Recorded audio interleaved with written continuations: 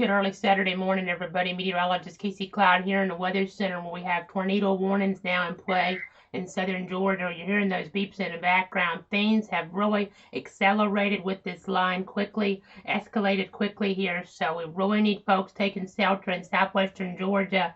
We've seen the forward speeds just pick up and increase astronomically, really. Now tracking a tornado here that's on the ground here, moving into southwestern Georgia now near Columbia, or 10 miles southwest of Blakely at 70 miles an hour. So it is extremely fast moving, this tornado, and it's going to be near Blakely here in the next few minutes. So we need folks in shelter. A confirmed tornado on the ground here.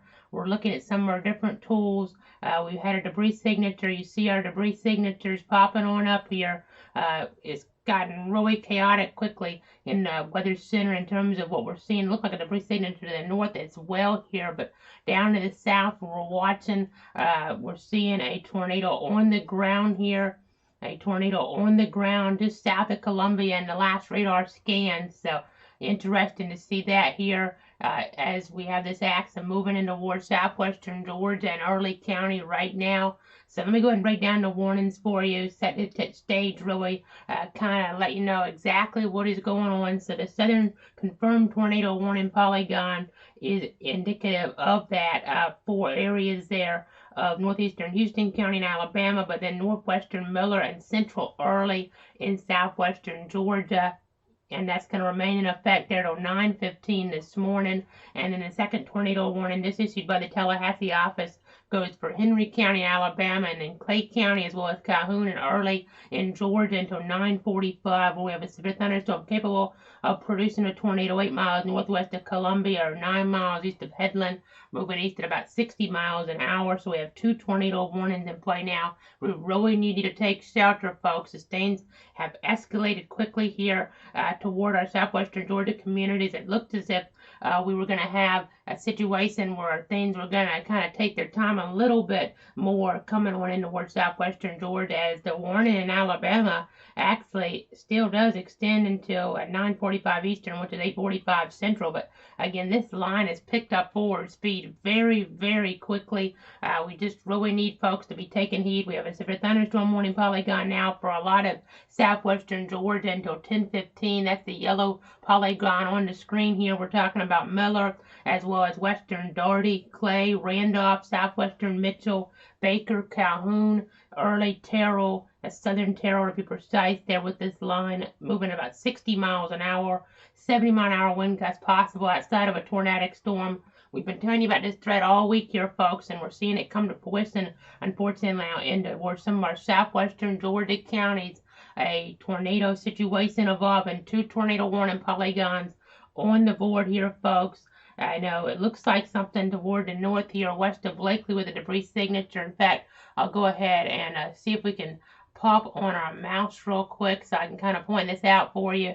You see something there. Looks like maybe some type of signature popping on up there, but not 100% sure. The Weather Service, I don't think, has mentioned that here in any update, but we are watching here down toward the south, some really tight rotation.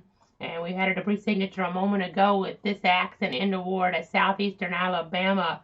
And you can kind of get these tornadoes to come and go at times in a line formation like this. So gotta really be on your toes here. A tornado watch is in play till 3 o'clock. We also have a flash flood watch, as this is just the very beginning.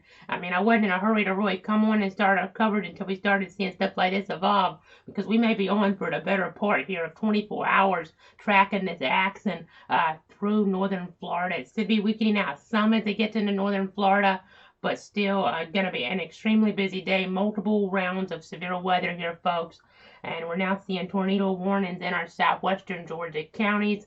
We need you to be in shelter here. Again, the southern polygon goes until 9:15 for parts of Miller and Early. A confirmed tornado that was located near Columbia, or 10 miles southwest of Blakely, was moving east at 70 miles an hour. And then our northern polygon here, severe thunderstorm capable of producing a tornado located 8 miles northwest of Columbia, or 9 miles east of Headland, moving east at 60. This includes in southwestern Georgia, Clay, Calhoun, and Early. And now to make sure there's not any confusion, we do cover Baker and Clay in southwestern Georgia. Not talking about Baker here for any tornadic conditions yet. That could change. There is a severe thunderstorm warning for them, but we cover Baker and Clay in Georgia as well as Baker and Clay in Florida. And right now we're talking about Baker and Clay in Georgia. It'll be much later when we're talking about Baker and especially Clay here in toward Florida. So just kind of giving you that rundown. But again, 2 tornado warnings in play. We're kind of sticking with you since we've had a confirmed tornado here, folks. I have some different stuff where we can kind of go between as well. And just looking at things, just really seeing that storm wrap on up there toward Early County is never what you want to see. And not just wrap up, but accelerate, so you have less time for warning. But we have been giving that warning here since Tuesday of some type of severe threat coming into focus as things really look nasty in the computer models, and they're now showing up here in actuality. So really nasty situation in the Weather Center. I think I'm going to take a quick break here just to kind of regroup as we're tracking this accent out. So I'm just going to look behind the scenes, and actually I want to stay on for one moment. We have another system. I just saw this kind of wrap on up, so I think we need to switch you over to our level 2 system now that we have, that we can kind of give you a perspective on there as we have a circulation wrapping up here. And you can really see the colors, folks. That's not good. That's gate to gate of over 100 miles an hour here as I put the mouse on. This is southeast of Columbia. Let's check for debris here. Maybe a little something will kind of toggle back and forth, but this is really wrapped up. We have some technology here where we can kind of evaluate things based on the actual movement of things. So let me go ahead and zoom out a little. You see the track of this tornado here. Likely tornado going to be crossing US 27 in the next little bit, as the Weather Service has now continued the tornado warning for Early and Miller. And that's till 9:15. So it's this storm, they're calling it confirmed. And definitely seems like there's some debris in here. So we have a confirmed tornado on the ground in Early County here, folks. Got to be inside and away from windows. It's not really obvious here, but based on that signature that we were getting, and we're going to get another update in just a moment. So I'll probably see something a little bit more definitive even. So got to go ahead and be in shelter. That really kind of updated on us there. And yeah, it looks like a dropout right in here. I put the storm track on, and I'll go ahead and just kind of focus on that area there. That looks like a dropout. As you're hearing all sorts of beeps, things have really escalated here toward our southwestern Georgia zones. I'm going to go ahead and see if we have any type of update here on our actual movement. That might change the velocity a little. I don't think there is an update, but let me go ahead and just make sure. And yeah, maybe a little bit of one, but you see just really bright colors here in toward this area. Really nasty signature. So this is pretty significant here, folks. You got to be in shelter in Early County. A confirmed tornado on the ground. You really need to be taking action to protect life and property. Really just about your life at this point. As we got the update to the north, you heard the other beep a moment ago. A severe thunderstorm capable of producing a tornado. And actually they've just confirmed a tornado now near Blakely. It just updated a confirmed tornado now near Blakely moving east at 60 miles an hour. So let me go ahead and zoom in here and maybe this area to the north and west. So let me go ahead and pop that. Yeah, that's co-located at this point. We were kind of seeing something in Alabama a little while ago, but clear enough now definitely for the Weather Service to confirm that. So we have 2 tornadoes on the ground now here in southwestern Georgia. We need folks to take shelter, take your tornado precautions as things have really escalated in a hurry. Tornadoes on the ground here. As we see one there, I'll go ahead and put a track on it. In fact, this is a confirmed tornado that's going to be crossing here in the next little bit, US 27, as well, a little bit further to the north, though, of course, as we're looking north of Blakely with this other circulation here that we're watching. We'll put a track on that. That's going to be tracking there near north of Damascus. And they've unfortunately had their tornado history, really long one here as we're looking back. Here over just in the last few months, this significant tornado that did move on through that region. So, and EF2, of course, causing all sorts of problems there, some injuries as well. But getting more updates now. The Weather Service iterating that the radar confirmed tornado near Blakely there. Roy, of course, need to be taking precautions from it in toward that area. You see the gate to gate on this about 100 miles an hour. Weather Service talking about now Damascus as well as areas near and north of Colquitt. Need to seek shelter immediately here, folks. Need to seek shelter immediately as some very damaging straight line winds and a possible tornado will be moving through in the next 20 or 30 minutes. So, very serious situation here. We're going to take a quick break. It's going to be a busy day here in the Weather Center. We have 2 confirmed tornadoes on the ground here in southern Georgia. Just looking back one more time. That's a really nasty storm there northwest of Blakely right now. We're going to gather more information and be back here by about 9:15. If we see an escalation here in maybe a large tornado evolving, then we'll pop on quicker. But otherwise, see you at 9:15. This is just the beginning, folks. This isn't a one and done. This could be almost a 24-hour severe weather scenario between southern Georgia a little bit earlier on, and then at the very end, seeing this track in and through parts of northern and north central northeast Florida, especially is what I'm talking about here, in toward even the overnight hours. So again, this is just the beginning. We have enhanced risk of severe weather in play. So please take shelter. Please take these storms seriously here on this Saturday morning. As we go back to our other radar right now, you see our tornado warning polygons in play.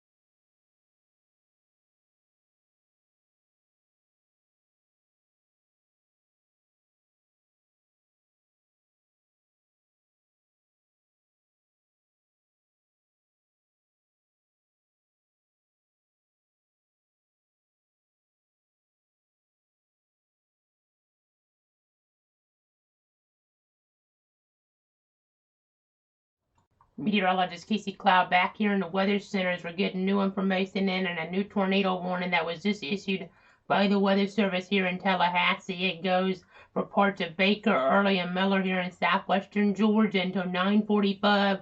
This is for a radar indicated tornado 8 miles southeast of Blakely, moving east at 60. It's that same area we were watching further off toward the west as things have again gotten very nasty, very serious, moving a lot quicker than they were just a little while ago here. So need people to take action here in toward these areas where we have tornado warnings in play, down to the 2 tornado warnings at this moment. But again, watching some pretty interesting areas of circulation and overall pattern. Weather Service is emphasizing this, that tornadoes will continue to move across southwest Georgia over the next hour, maybe even again longer. We've talked about the threat with the tornado watch that's currently in Plato 3, and then more watches will be issued, I'm sure, later on down the line. But the storm's moving at 60 to 70, so they're moving into communities very quickly, so people really need to take shelter, take these storms seriously when the warnings are issued. You can't wait around, as these storms again have really picked up in forward speed. A nasty situation here in southwestern Georgia.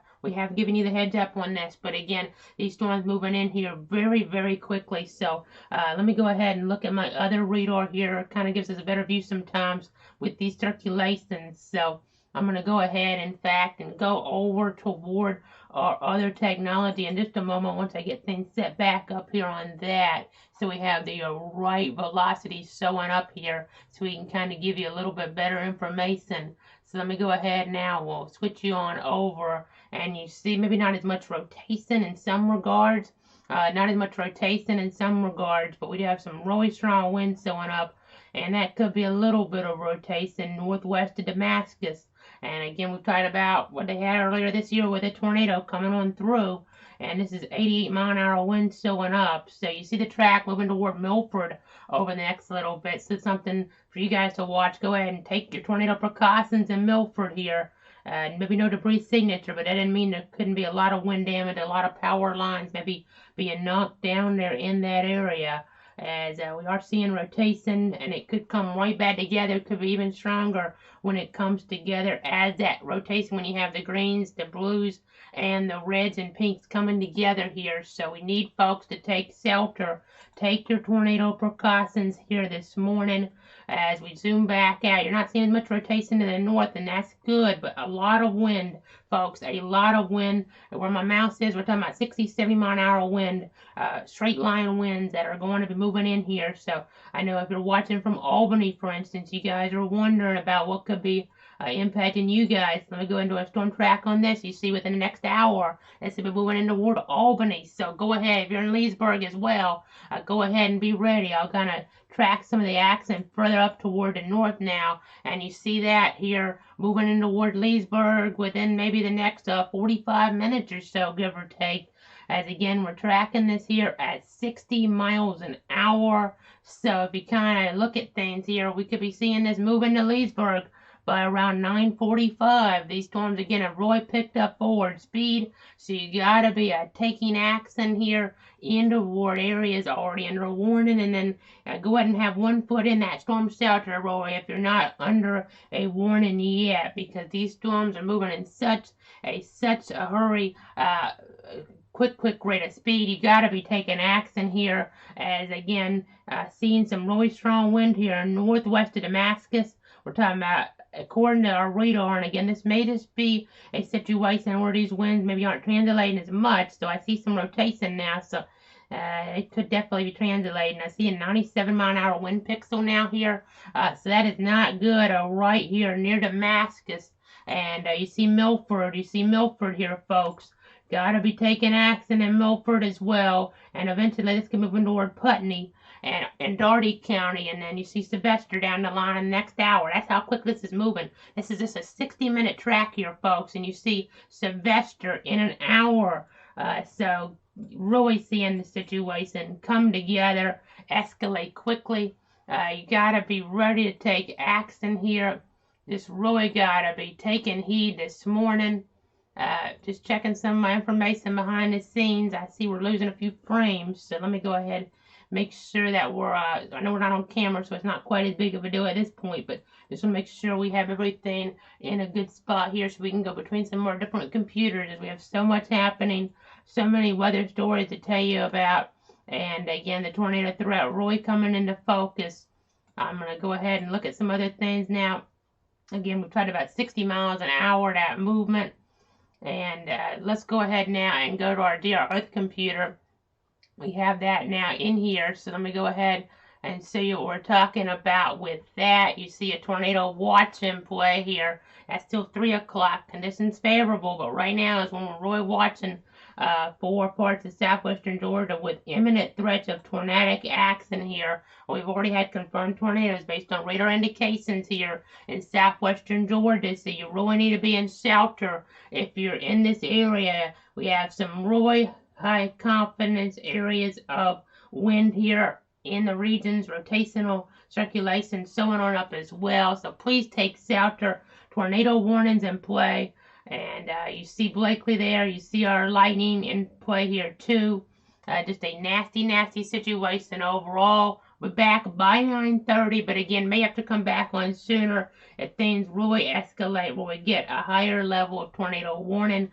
But still, please take shelter. Just because I'm going off, it doesn't mean things aren't serious, because things are really serious. We just have to kind of make sure we're able to stick with it through the whole day here as we're getting some things together, giving you that latest information. So if you're under a tornado warning, please be inside. We're talking about parts. There are two different ones here for early, and then we have parts of Calhoun, Clay, Baker, and Miller. All of the tornado warning situations in play. The two polygons go until 9:45.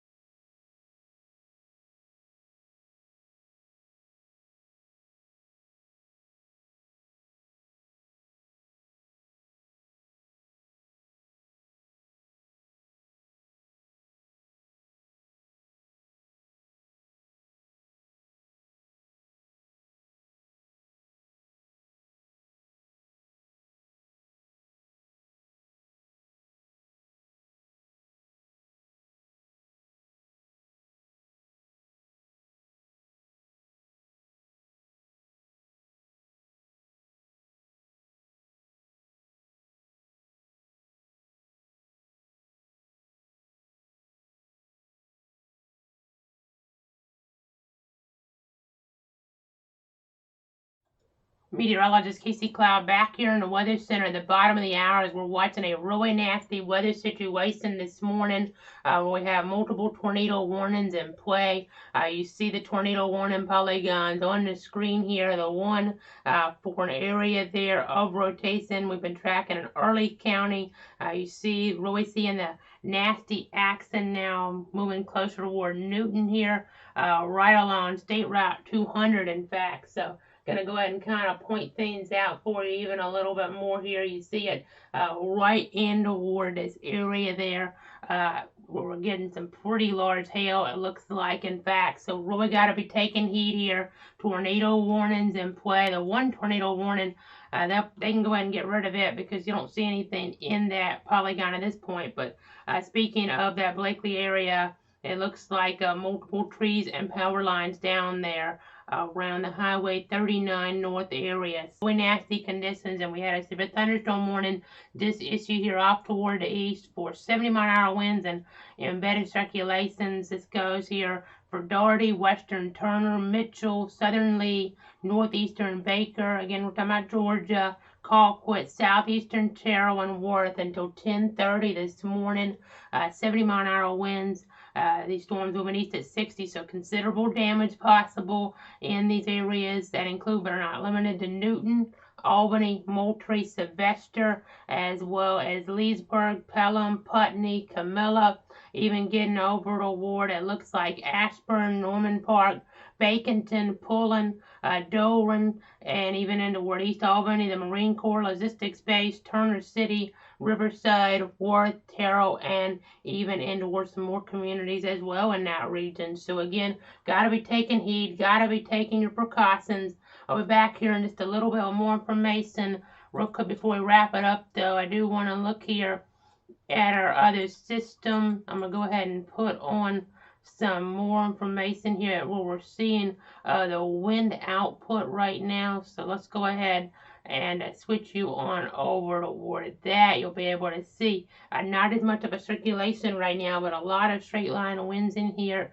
As we switch to the different wind mode of the Doppler, you see all these bright yellows, and that's indicative of very strong winds. So gotta really be taking heed here, and we'll be back by about 9:45 with more information, folks. Again, a very nasty morning, so we're gonna be going over this with you all day, though. The tornado threat a little bit lower at this point, but we could see embedded circulations quickly come back together like what we saw off toward the west. So be ready for the tornado threat, but those damaging winds can be similar, destructive winds can be similar to what you would get in a weaker tornado, but it'll be over a wider area. So you really need to be monitoring this situation very carefully. And well, they've gone ahead and it looks like issued a tornado warning. So let's stick with you a little bit longer now. This is for Baker, Doherty, Miller, and Mitchell until 10 o'clock. They're talking about maybe a possible tornado 8 miles west of Newton. So let's go ahead and kind of get in here to see what's happening. There's some rotation, but it's not showing up really tight on this system. Let me go ahead and check our other source. There is some rotation there. I think the Weather Service just didn't want to take any chances because of what we've seen here this morning. So tornado moving east at 50 now. Again, the Weather Service talking about this threat. Damaging winds likely also here around. It looks like Camilla and Baconton, but a tornado spin up remains possible. So go ahead and take shelter. That's why they issued this tornado warning here. Moving east at 50 miles an hour. So let's go ahead and give you an update here with the latest velocity based on that movement. You see here the wind trying to come together here southwest of Newton. And the Weather Service talking about this rotation 8 miles west of Newton. So maybe more out toward areas here further off to the south of Milford. So could be tracking something more in that vicinity here with this. So we really need to be taking shelter here. Another tornado warning. So I think we're going to stick with this a little bit longer now here as we have another tornado warning in play for southwestern Georgia this morning. You got to be taking your tornado precautions here. Go on ahead and getting as many walls between you and the outside as possible. So tornado warning in play here. This tornado warning off toward the west, we're not concerned about it. The one near Blakely at this point because The storms have moved out of that area. That warning can be taken off the board. The second one here is for the area we've been watching here off toward the west. But with that situation here, folks, we've seen the rotation in the region be tight enough for a new tornado warning to be prompted. Now, it wasn't extremely tight, but things can tighten up in a hurry. We've gotten already quite a few damage reports in. Talking about Blakely again, multiple trees and power lines down. We've heard some roof issues in the region as well, heard about some of those. So, got to really be taking your tornado precautions here this morning. You see our red polygons in play. The purple is for a confirmed tornado. Red's for radar indicated, but again, that tornado threat is over in Blakely here. We're just seeing some light rain at this point, at least for now. Of course, we have multiple rounds, so don't let your guard down later on in the day. But for right now, your threat is over in Blakely here with this round. So again, watching toward the south, you see here the dangerous conditions here down toward areas. It looks like of Baker County, Georgia. The rotation's not really tight, but there's some. So we're going to be watching, we're going to be tracking. But again, that high wind potential is our bigger concern. We could have winds 70 to 80 moving in. You got to charge up those devices if you're in Albany here, folks. I know I had a storm track on here from a little while ago. So we're using a new system. So apologize if it kind of leaves some things up from time to time. But we're trying to give you the latest storm track on this. Let me go ahead and make sure we have the movement correct here. So we're tracking this east at 60. So let me go ahead and track this toward Albany here. So you see this moving in soon in Albany, as hearing about a partial roof collapse, as we were alluding to there in Colquitt County, or Colquitt in Miller County there. So partial roof collapse there due to the high winds.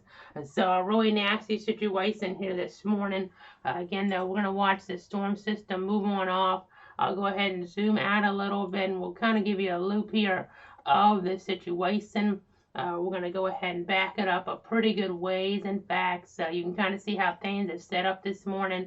I'll take off our tornado warning super for now. This is how things have kind of come together over the last little bit. You've seen the wind reports there in towards southeastern Alabama, and then you saw the spin, kind of a bookend vortex is what it's called here. It seems in towards southwestern Georgia, so you can really see that spin there with that, and tornadic situation above, and I'm sure the Weather Service will be doing surveys.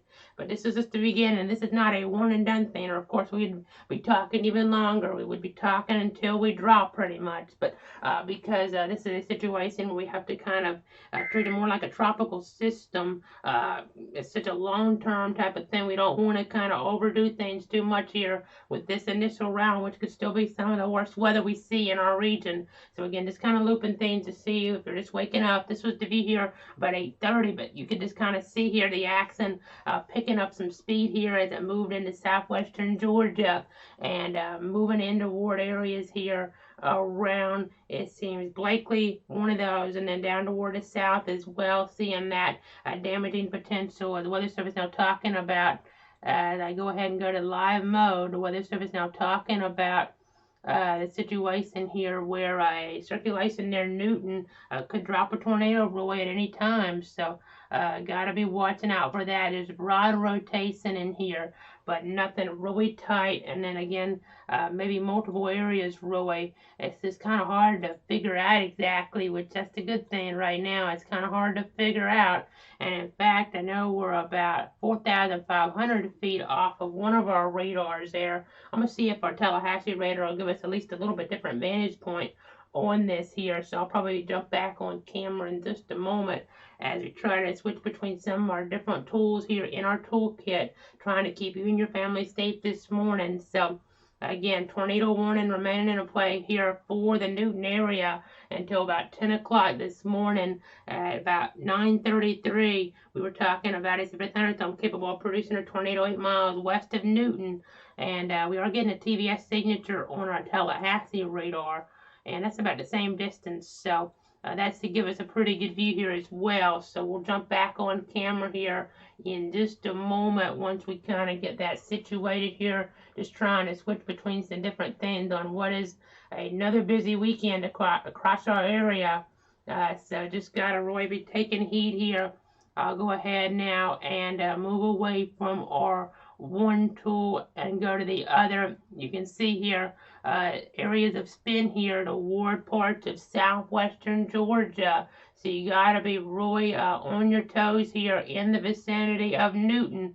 A possible tornado could be evolving. We have the parameters in play here. This is the one circulational area we're really watching here within a tornado warning at the moment. But as I say that, something here west of Albany catches my eye a little bit. We got to watch because Albany's so populated. It's a little bit further from radars as well. I see a spin here west of Albany. We need to be watching there west of Albany and in Albany here for a tornado to move on in. Again, these storms moving so quickly, it's going to be hard to give you that warning. So if you hear that roar, you really want to be moving even further in toward your interior room. I mean, I would be taking my tornado precautions really if I'm in Albany right now just because of the wind potential that's already moving on in here. At this point, these winds are going to really be brought down to the surface by this rain here over the next couple of minutes. So really going to be moving across Albany and Leesburg as well. We gave you that warning here about 30 minutes ago. Things really picking up speed here. Just incredible increase in that speed here. The overall setup helping that get going. So let's go ahead and look to the south. We have TVS signatures. It's just really hard to pick out rotations that are really tight right now, but we're watching. I'm going to check to the north here on our other radar in toward Albany, so bear with me. We're switching between some different tools here. There is some rotation on that storm on the other radar as well here. So let me go ahead and pop this up over on our other system. Just going ahead and checking some different things here. So you can see that circulation here looks like near Sasser. This is right near US 82 here, so I got to be really mindful of this here and toward parts of Lee County as well. That shows up a little bit differently there on this radar tool. This is kind of interesting because we're seeing a rotation near Albany on our Tallahassee radar. We're not seeing the rotation near Albany as much on Fort Rucker, but we're seeing a rotation here further up. So anything within this can have an embedded tornado really, and you're not going to have much or any warning for it. So might just want to take your tornado precautions right now to be on the safe side here. As again, going to be hard to see exactly what's going on. One thing I do see though is some large hail potential here in Mitchell County. We're going to check here on that. This was from a few minutes ago, west of Camilla.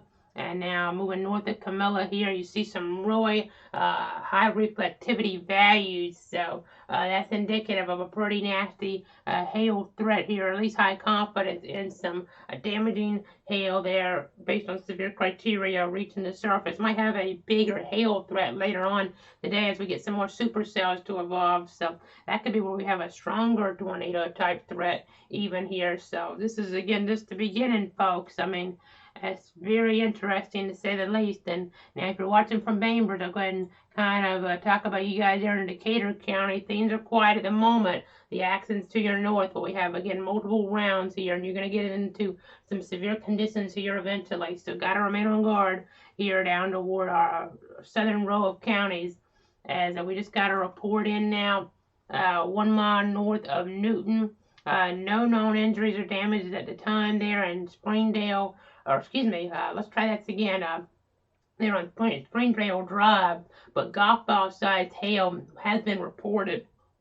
So based on our radar indications, we're really seeing those levels of hail in terms of those larger sizes reach the surface. So something that's definitely nasty here this morning. As we're about 9:44 now here on the clock. We're at about 9:44.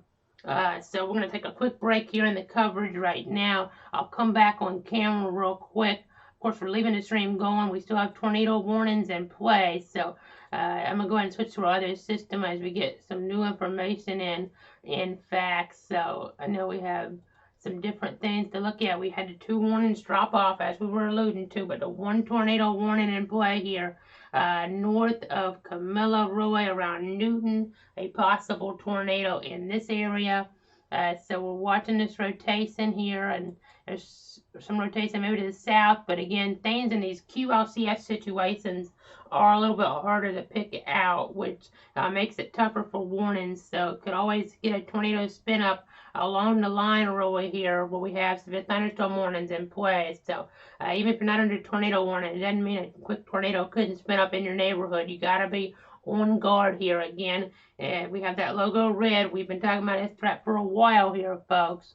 And you can see our strong tornado risk in play for our southern Georgia communities, and then our enhanced risk goes here for a wider region as well. Again, watching things so carefully here in the Weather Center. The Weather Service talking about a very strong storm still near Camilla. Again, we're talking more near Newton, though. As I go ahead and zoom back on into that, we're talking about that potential here for tornadic action in that vicinity. So be in shelter, even when I'm not on, doesn't mean the threat isn't significant, because it definitely could be here in these communities. We're back here in just the next little bit with more information at the top of the hour, as the Weather Service now continuing its thunderstorm warning here for parts of Baker, Calhoun, excuse me, let's try this again. Baker, Colquitt, Daugherty, Lee, Mitchell, Turner, and Worth. But Terrell not under this. It's just been canceled out. But 70-mile-an-hour winds and 1.75-inch size hail here until 10:30 for parts of Baker, Colquitt, Daugherty, Lee, Mitchell, Turner, and Worth. So take shelter. Treat these severe thunderstorm warning situations kind of like tornado warning situations.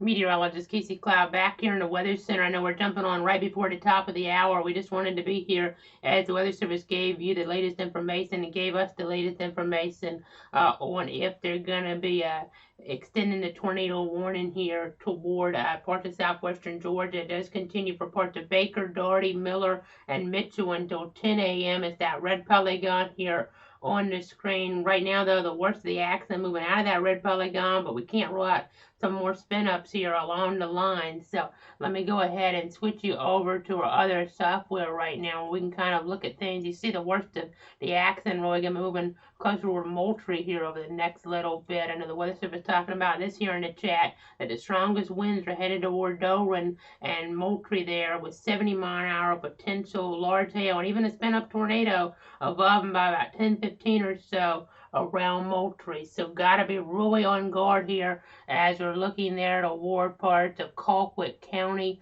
You see there Sale City getting into some of the worst of the accident in that vicinity right now. So really just watching that very carefully as it tracks on off there toward the east at about 60 miles an hour. This accident's already had a history of producing golf ball size hail as well. So a really nasty situation here this morning. This is right along, it looks like State Road 37 there. So just to kind of give you some markers there in terms of some of those different roadways.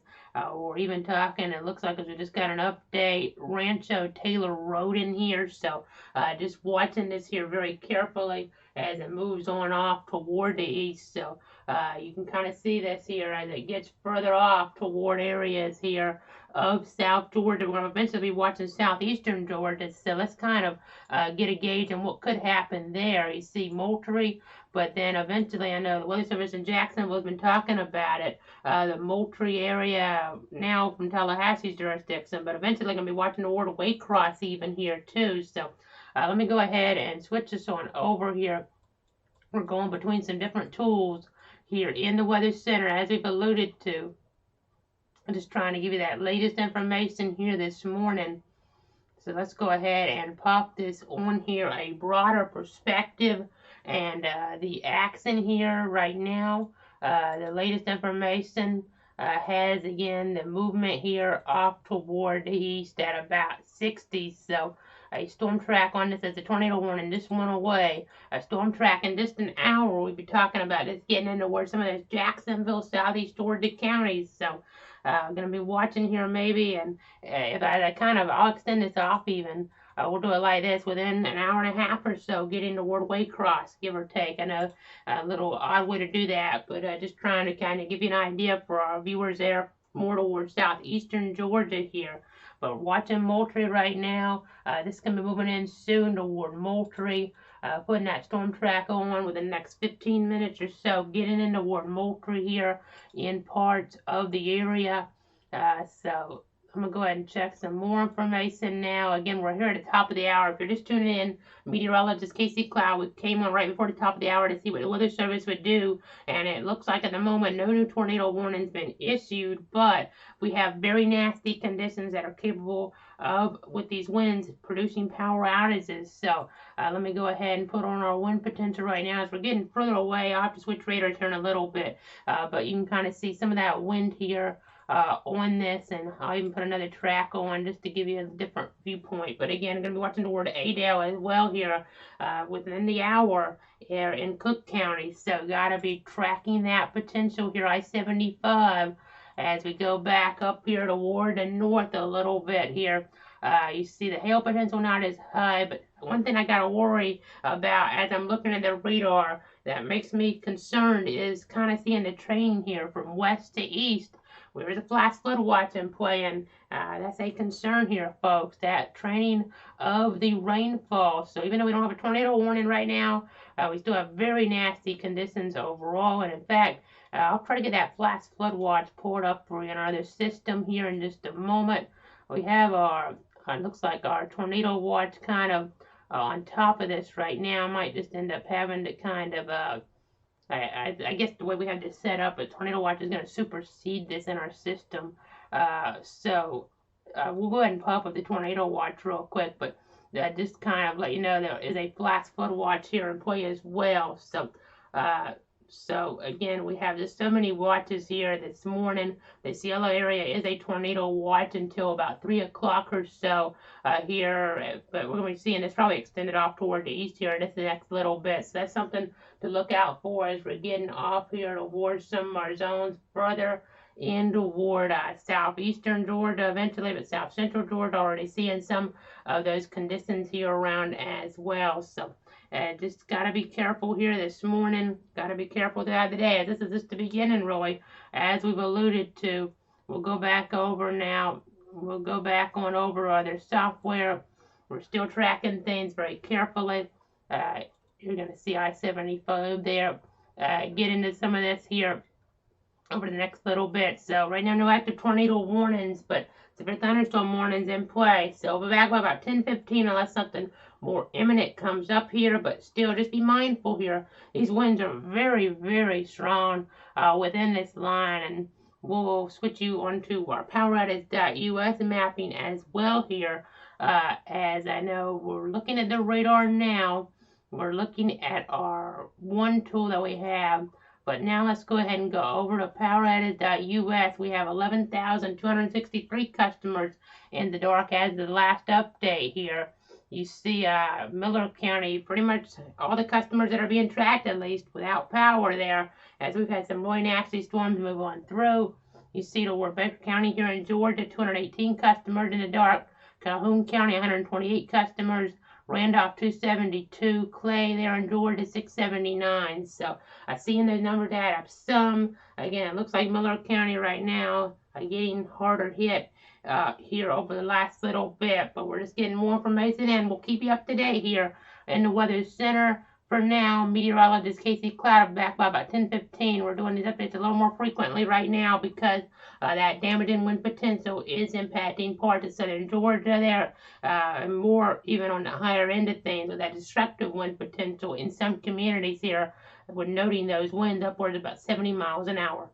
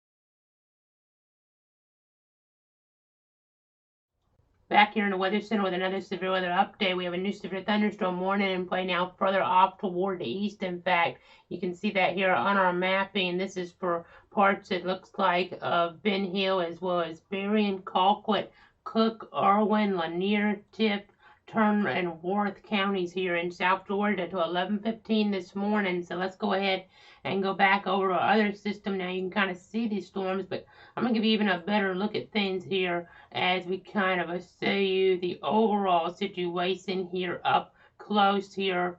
So there's a viewpoint. You see some pretty large hail maybe near Moultrie in that vicinity right now. That's where we have some of the worst of the accident even. So got to really be aware of that here for sure as we're looking down toward parts of Colquitt County right now. Some really nasty accident there around Moultrie. Gotta be inside and away from windows. No tornado warning per se. I have noticed some rotation though within some of our tools. So that's something you have to be mindful of here as well. We're definitely watching that. And I mean, these winds here are upward of 70 miles an hour. In some cases could be similar to what you would get in a weaker tornado. So that's something you have to keep in mind as well. As again, a very busy morning. It's just the beginning, folks. I mean, again, kind of more like a tropical storm type situation. We're going to have to be on here maybe for the better part of 24 hours or so with coverage, with the latest information to keep everybody safe. We'll, of course, be switching streams at times because we can't actually keep one stream going, and maybe we'll get a break here or there for an hour or two. But again, you see right here in Norman Park some pretty high reflectivity values showing up there. This is north of Moultrie in Colquitt County, and then in Moultrie itself, some pretty strong winds. I mean, there is a little bit of spin. Got to be careful because we are looking here about 4,000 feet up and could be getting something trying to get going there. If not that, maybe more of the wind enhancement moving in. That might be more of what we need to concern ourselves with here. Inward parts of Moultrie could get some power outages with that wind enhancement. As we look over at some of our other tools, you see some inflow, it looks like there. Kind of that inflow notch, and that could be one reason we're seeing some of our different things that we're getting here within our system. So I know up toward the north though, definitely seeing some hail there. West in Norman Park, so gotta be mindful of that here this morning. And we'll go ahead and put a track on things. The latest movement here is off toward the east at about 60 miles an hour. This latest warning here goes for Tifton, Nashville, Adel, Ashburn, Ocilla, Fitzgerald, Lakeland, Sparks, Enigma, Omega, as well as Ray City, Lenox there, Tai, Alafaya, Phillipsburg, Mystic, Unionville, Meg, Sycamore, and Berlin here. So 70-mile-an-hour winds, half-dollar size hail. Embedded circulation is also a threat here at about 11:15 within this warning polygon. So just going to go ahead and track things out here. You see in an hour already getting us through Atkinson County and moving into Ware County. And you have to watch for spin-ups as the Weather Service has already talked about it here. And also the Storm Prediction Center saying they're going to issue another watch, all but certainty, off towards southeastern Georgia here. An 80% chance of that occurring. So let's go ahead now and move away from this here on our analyzer computer. Our level 2 software will pop me back on. We just have to watch for spin-ups, enhancements of severe potential there toward Colquitt County. I mean, even up toward Turner County might be something, but we're further away on the radar, and this is a pattern where if you're under a warning, just got to be taking it seriously here this morning. Just got to be taking it seriously. Let's go ahead and pull up our other system here. You'll be able to see what I'm talking about in terms of another watch being issued. You can kind of see this blue circled area talking about this. I'll kind of read you off, in fact, some of the information the Weather Service has been talking about here. They were talking about extending that severe thunderstorm warning east to include the I-75 corridor.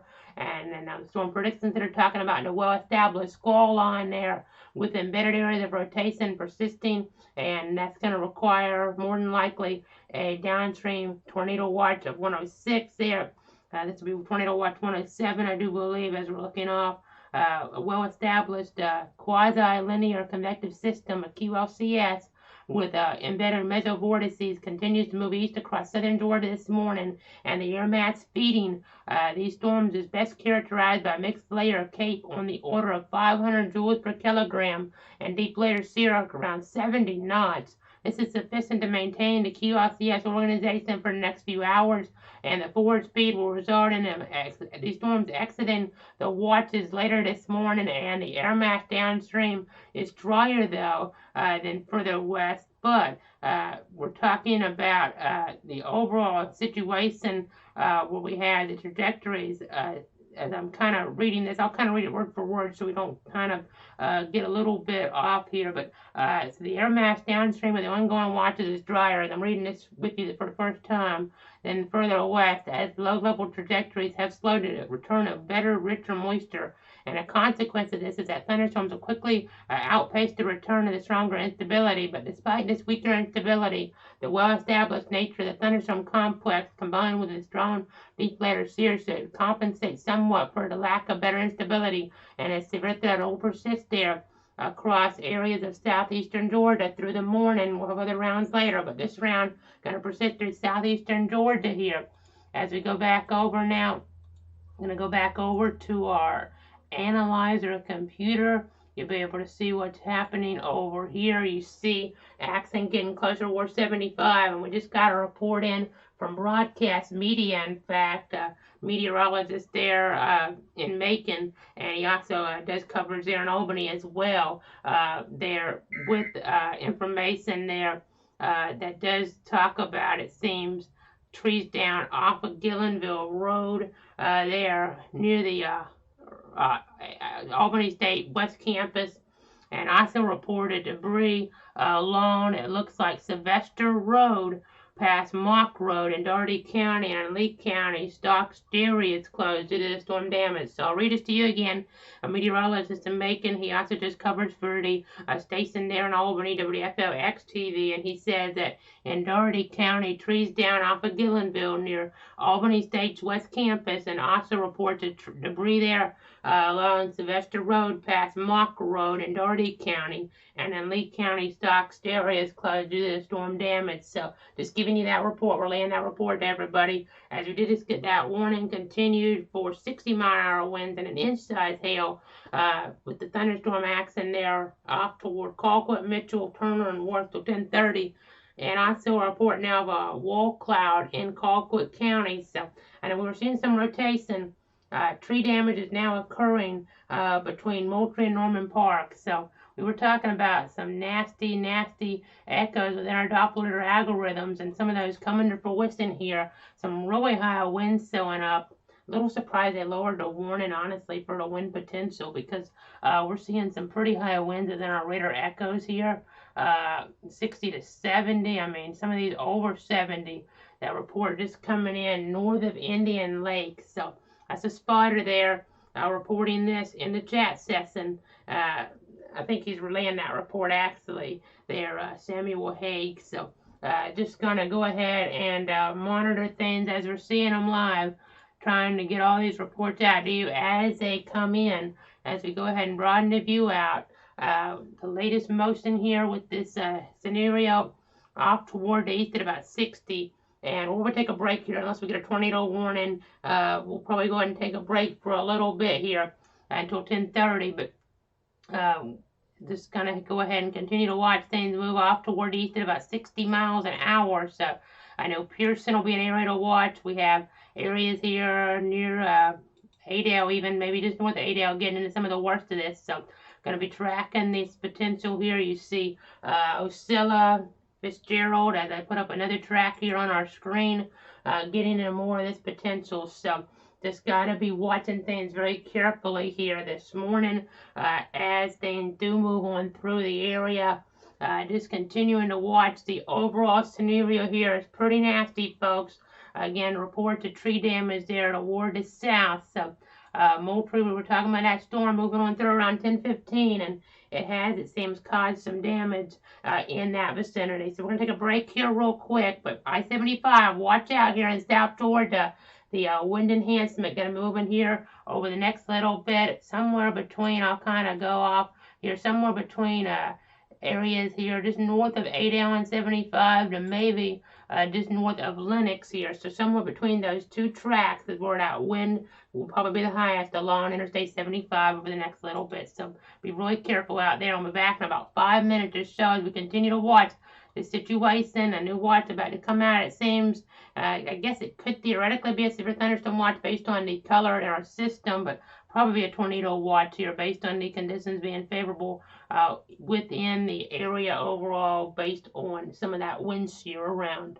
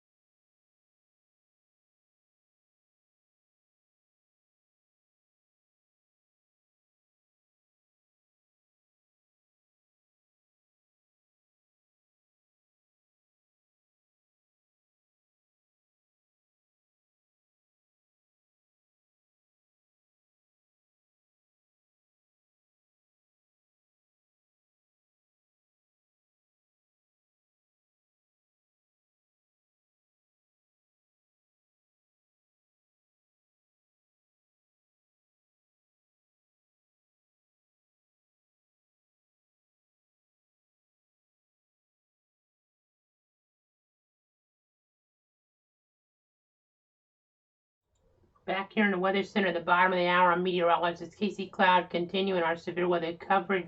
I'm going to go back over to our other system again where we're tracking some of this wind potential here, getting closer toward Interstate 75 with a severe thunderstorm warning that remains in effect. You kind of see it here behind me. I'll point it out before I switch you on over. We're talking about this polygon right here going to 11:15 this morning for parts of Ben Hill, Berrien, Colquitt, Cook, Irwin, Lanier, Tip, Turner, and even getting over toward Worth as well here.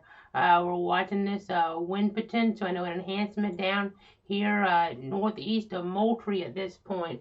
Tracking that on off here. It's going to move in toward Interstate 75 pretty soon. So go ahead and be inside. Be away from windows here. If you're in this area, no tornado warning necessarily, but we got to watch for quick spin-ups. There could be tornadic signatures that really points reach the surface without actual tornado warnings in play, because you can just have that in a quick spin up type environment. I know we saw this back on Christmas Eve in north central northeast Florida. We had three tornadoes, no tornado warnings though. The circulation is spun up pretty quick, and it's just hard to pick up in a situation similar to this, as this is pretty similar here in some regards. Going across South Georgia, there is a tornado watching this situation, but it's just going to be continuing to watch. We see some really strong wind here showing up between Norman Park and Omega here, as we're looking now. El Dorado and Lenox going to be tracking this over the next few minutes, crossing between those two areas along 75 it looks like, and you have to kind of watch it because sometimes the wind's a little displaced within this, so you kind of have to keep in mind, could be seeing this in a little bit different spot than what it looks like on the Doppler, but you see that really heavy rain, so definitely going to be bringing some wind down to the surface there. It looks like between El Dorado and Lenox there on 75. So just gathering more information. We're going to be going with you all day as needed, giving you that very latest as things continue to evolve. We've already got quite a few damage reports around. So let me go ahead and broaden the view out a little bit. Up toward the north, we have some areas of rotation as well. Not as tight, though, or as impressive. I know even outside of our area, we see some action there. But really looking down toward the south, that's where I'm most concerned. That's where we're most concerned right now. So going to continue here to track things. The track here, again, east at 60 miles an hour. So you can see Pearson within the next hour with some of the worst of this. We have Lenox, Berrien County going to be in between those spots that we're talking about. So just be mindful of this as it does move on in here. A pretty nasty situation overall this morning here.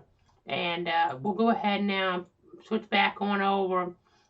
We'll switch back on over to the reflectivity here as we're looking at the overall situation, and I'll pop myself back on the camera. You see now what we're tracking, the reports off toward the west of hail up to 1.75 inches there, 1 mile north of Newton in Baker County, Georgia. We were also tracking the wind reports around Albany, trees down off of Gillenville near the Albany State West campus. Stocks Dairy closed there in Lee County due to the storm damage. Trees down there. Roofs blown off now, and apparently that's also being reported here, so that's not what you want to hear. And storms are beginning to intensify now in other parts of the area here in the Panhandle and Mariana, because the energy values are increasing. We're seeing destabilization, so that's not good. And then in Colquitt County now, reporting a 5 to 6 inch diameter pine limbs down, so not what you want to hear about there. Seeing that report come across the wire, so getting that in now, getting that information in here toward Colquitt County. That's off of, it looks like Riverside on Highway 111, as we just saw a new tornado watch be issued now towards southeastern Georgia, and that goes here a little bit later on. They might have just extended this. It may just probably take a second to pop up in our system, but okay, it looks like it's 6 o'clock. So this is a new watch all in and of itself. So a new tornado watch now at 6 o'clock. here as we're looking. This goes for all of our southeastern Georgia counties now, so we're watching the conditions be favorable for that severe weather. So reports here just coming on in more and more, but getting information that there is, again, from the Weather Service, plenty of deep shear for storm organization and low-level shear for rotation and updraft enhancement. As the storms that move along the I-10 corridor here will need to be watched closely as they impact areas here closer toward that far southern Georgia range over the next couple of hours. So right now we just have the one severe thunderstorm warning. If we get a tornado warning, of course we'll jump on here sooner. But otherwise, I'll go ahead and plan on being back at the top of the hour with more information. As we're just really getting going still. We still have more and more action coming into focus here. Those parameters going to be in play. We've talked about this threat for a while. That energy, those values ticking on up, and then our tornado parameters mixing with that as well. So not a good combination. We'll be watching, we'll be tracking, see you at the top of the hour unless we need to come back on sooner.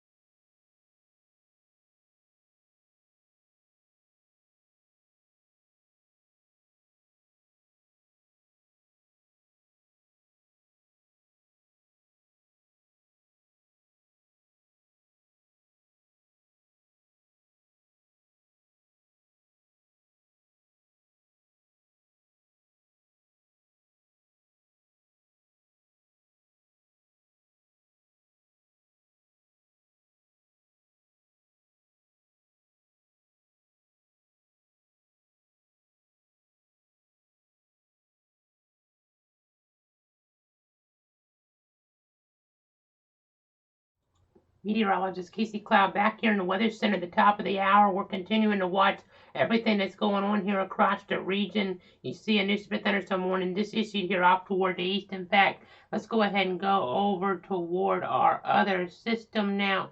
I'll focus on that just a little bit more here as you see a new warning for areas around Homerville and Pearson. And this goes here to about 11:45. At 10:57, a severe thunderstorm was located there near Willacoochee, moving east at about 50 miles an hour. So a pretty nasty situation there. You see a little bit of weak rotation in there as well, but more about that wind energy, that 70-mile-an-hour wind potential here. Going to be moving in toward parts of Atkinson and Clinch over the next little bit. Excuse me. And then we're looking down. Let's go ahead and go down over now. If we can, we'll switch you on over. We'll switch you on over here to our other system where we are watching a tornado warning storm now here in the Florida Panhandle. You're seeing some rotation there and now a tornado warning. That's out of our viewing area, but I just wanted to kind of give you the heads up that we're seeing some of this action come into focus now with the parameters that are so significant overall, especially for this time of year. Really tight rotation here. Maybe not a really significant type tornado at this point, but seeing some rotation enough could have a weaker type tornado here in Washington County, Florida. So got to be watching this. You see the track over the next hour as they go on toward Mariana. And then ultimately, if you track this out for another 60 minutes or so, you see it going in towards Seminole County. So about an hour and a half, give or take. Of course, the times are a little bit variable. So I just got to continue to watch things here. You see other areas of rotation as well. We'll have to continue to watch here everything that's happening in the Weather Center. Just a lot going on. We're going to have to watch that flash flooding potential too. I see a new tornado warning just got issued out toward Okaloosa County and the Crestview area. You see a pretty well-defined hook now. We're looking pretty far away, but you see that rotation there, at least off of a radar further away here, pretty tight as we kind of look at the motion there. So that's right near Interstate 10. So something for those folks to monitor as well. We're seeing that there. Moving in toward the Tallahassee Weather Service area pretty soon, but this is kind of what's to come here, folks. This is going to be a very long day. One of the longer severe days potentially we've ever covered here in the Weather Center. Again, more like a tropical storm. You kind of have to pace yourself here in the coverage. So again, we're watching here toward the north a flash flood warning. This threat of that flooding potential going to really start to take hold in southwestern Georgia here with some training of the rain. So in addition to the threat for tornadoes, threat for other severe hazards like damaging wind gusts, destructive winds, and large hail. You have to watch out for flash flooding as well. So a lot of different hazards definitely to pay attention to here. We're watching everything. We've got quite a few reports here that have just come in over the last few minutes. I know we're kind of on the edge of the radar, but you see everything that's happening. I'll take off the radar real quick, in fact, and we'll just kind of zoom in here as we've got quite a few reports that have come into the Weather Center. I know down toward Colquitt County there, northern Colquitt, reports of numerous trees down. We were highlighting that storm for you, and we noted that there was some pretty nasty wind energy within it. And we've definitely seen that come to fruition, unfortunately, there in toward Colquitt County. Crews are now trying to clear out roads in that region because of that wind potential that did translate to the surface that was pretty significant there. And then also reports in that area. I know we did get some reports in of some hail around as well. Talking about quarter-size hail, it looks like in the Lenox area of Georgia on 75, south of Tifton there. And then over there around Moultrie about 10:30 or so. A report there relayed by Chris Delman there at WALB TV, interned with him a few years ago, and that report coming in from a viewer of some dime-sized hail there. So dime-sized hail being reported there in toward that area of Moultrie, but other reports coming in here too now. I see wind damage just reported in Lenox, so so much coming in, but always just good to be able to get these different reports in. I know there's so much happening right now. Just checking on some of our different things that are coming through on our system. So I'm just trying to see what is happening here. These warnings in play. Have the radar off for a moment, but you kind of see what's happening here with this hail toward Tifton being reported as well. So nickel to quarter size hail there in toward the Tifton area. The warning being continued though off toward the east now for parts of Ben Hill, Berrien, Cook, and Irwin until 11:15 for 70-mile-an-hour wind and in-size hail. So gotta watch out for that. I'll go ahead and pop myself back on camera now, and we're watching this here with the radar technology. You see the polygons just updating here, and you can see Pearson, for instance, can be getting into some of this over the next little bit. Some of the worst of this inward parts of Atkinson County. So we're going to have to pay attention there. You see again this accent kind of trending some, and we have to be aware of that potential here as well. And then just I know even another thing that we're trying to be aware of is the wind out ahead of the main system, Roy. I'll go ahead and kind of give an overview of the situation here on our other source. We'll put on our wind gust information because I know we're not getting storms in north central Florida, Roy, right now, but we are getting some of those winds around. So I know we had a gust 18 where I'm at just a little while ago on my weather station, and you're seeing some other gusts here in that range as well, maybe even a little higher as they're up a little bit higher. Actually, they get a little bit better estimates of the wind, so the measurements of the wind. So seeing this, some of these around 21 knots, 24 knots. 22 knots, you get the idea. So those winds in the 20 to 30 mile an hour range, give or take, across parts of our area right now, even out ahead of the main line. So just kind of telling you also that we're getting some of that flow here coming into focus. We're seeing some of that. I know when I was at FSU, we'd watch for this a lot. When you had the winds, I know when it came from the north, you had the cool air.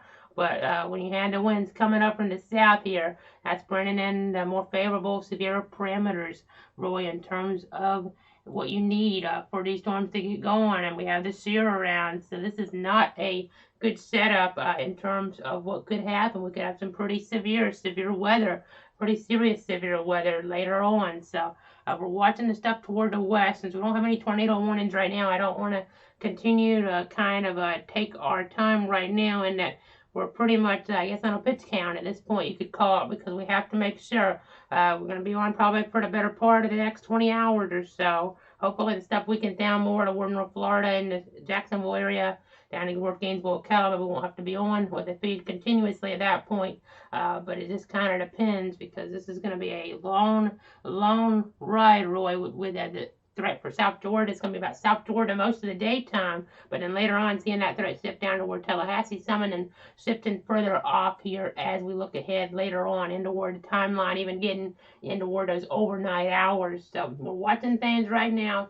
We're looking at this line here very carefully, and we're seeing that we have severe thunderstorm warnings in play in South Georgia. You see here Willacoochee about to get some of the worst of this. Pretty rural areas for now, but we're tracking. We've had quite a few reports again around Moultrie. So many reports coming in, damaging winds. There's hail reports as well that we've alluded to. So a busy morning. We're back by the bottom of the hour with more information, unless of course we need to break it back in earlier. We might eventually be covering some more tornado warnings here towards Seminole County and that vicinity in southwestern Georgia, maybe Bainbridge, that vicinity as well. We'll just have to watch, because things do look prime for some tornadic conditions to come into focus. The tornado watch here to the west until 3, and I'll take that off for now though. Watch to the east till 6, but you see the enhanced risk of severe weather. And then our significant tornado threat here in play. This is where we could have the more dangerous tornadoes, the ones that we really get concerned about. Something like what we saw with the Damascus tornado back earlier this year. So this is why you got to really be paying attention here today. We're back at the bottom of the hour unless we need to back on sooner.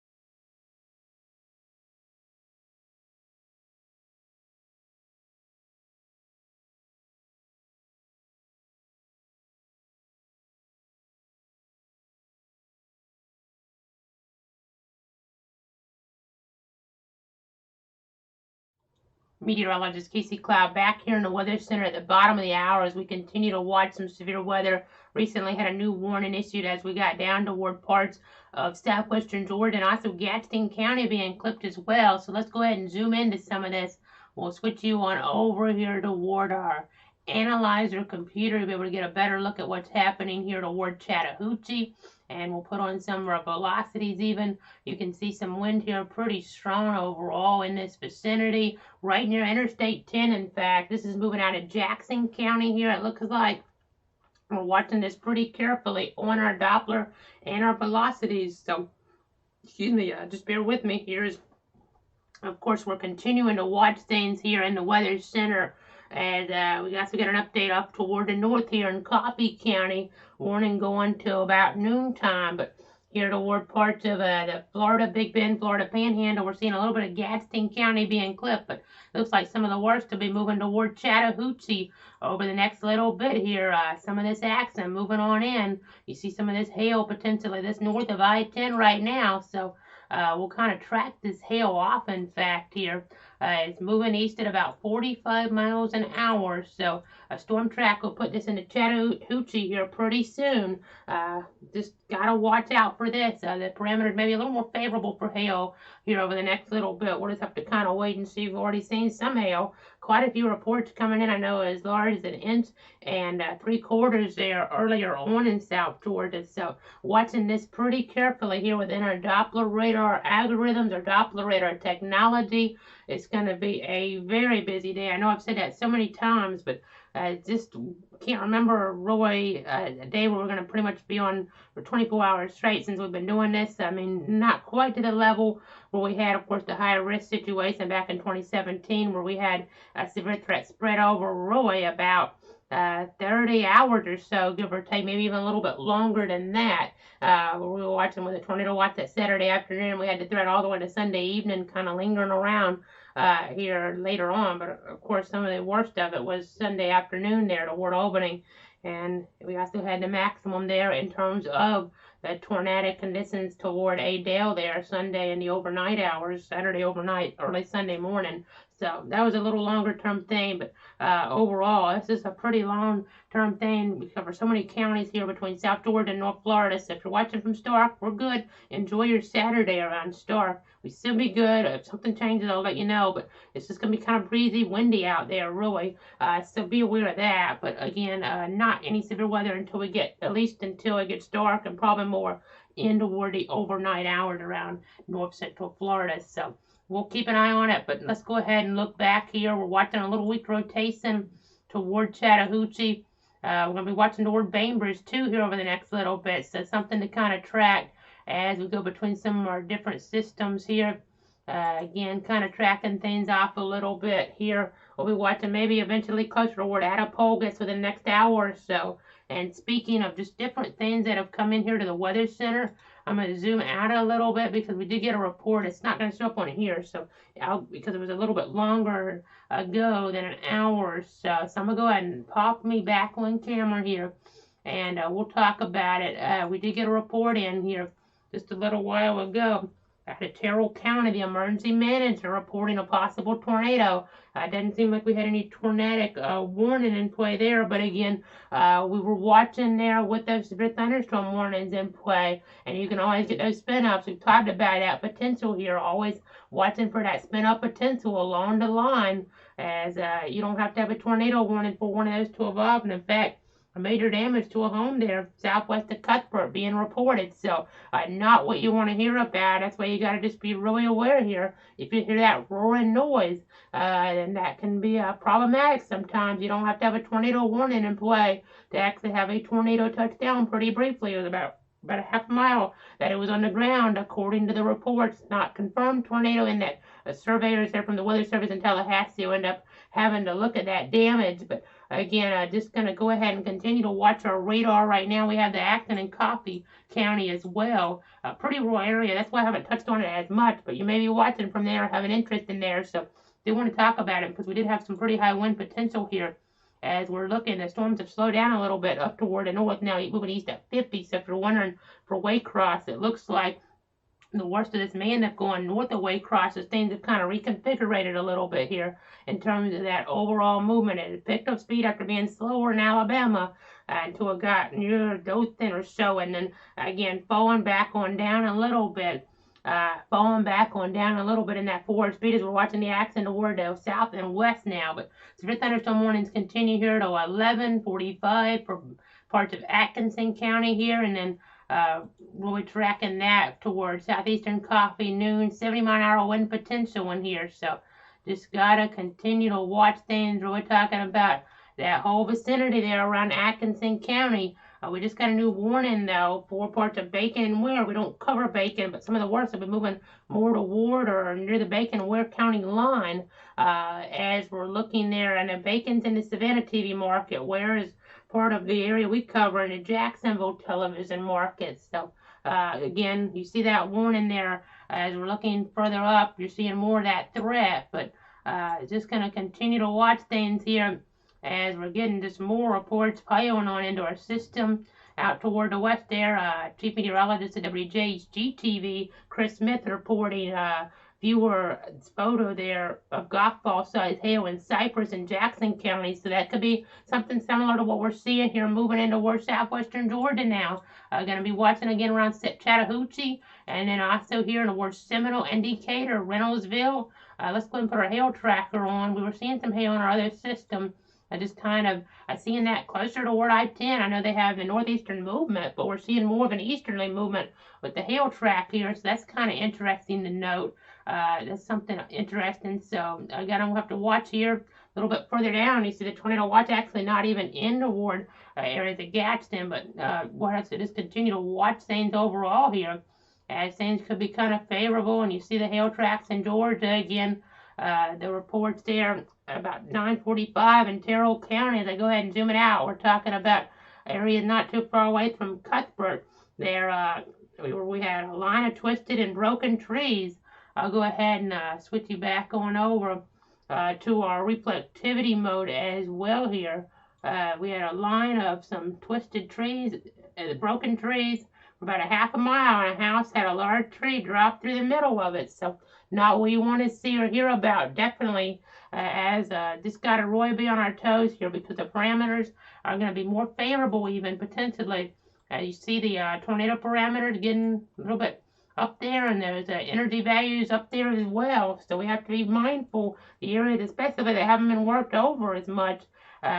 With this rain here down toward the south, we'll be watching a little more carefully potentially for this severe weather to kind of focus as the parameters kind of come on together. So, and we'll be watching. Hopefully, it's not a guarantee, but hopefully we'll keep this north of Tallahassee here for a while because we have FSU graduations there as well. So that's something we'll have to kind of take into consideration with that. But eventually they're going to get into the accent as well. So just got to kind of be mindful of everything that goes on here within our radar echoes for sure.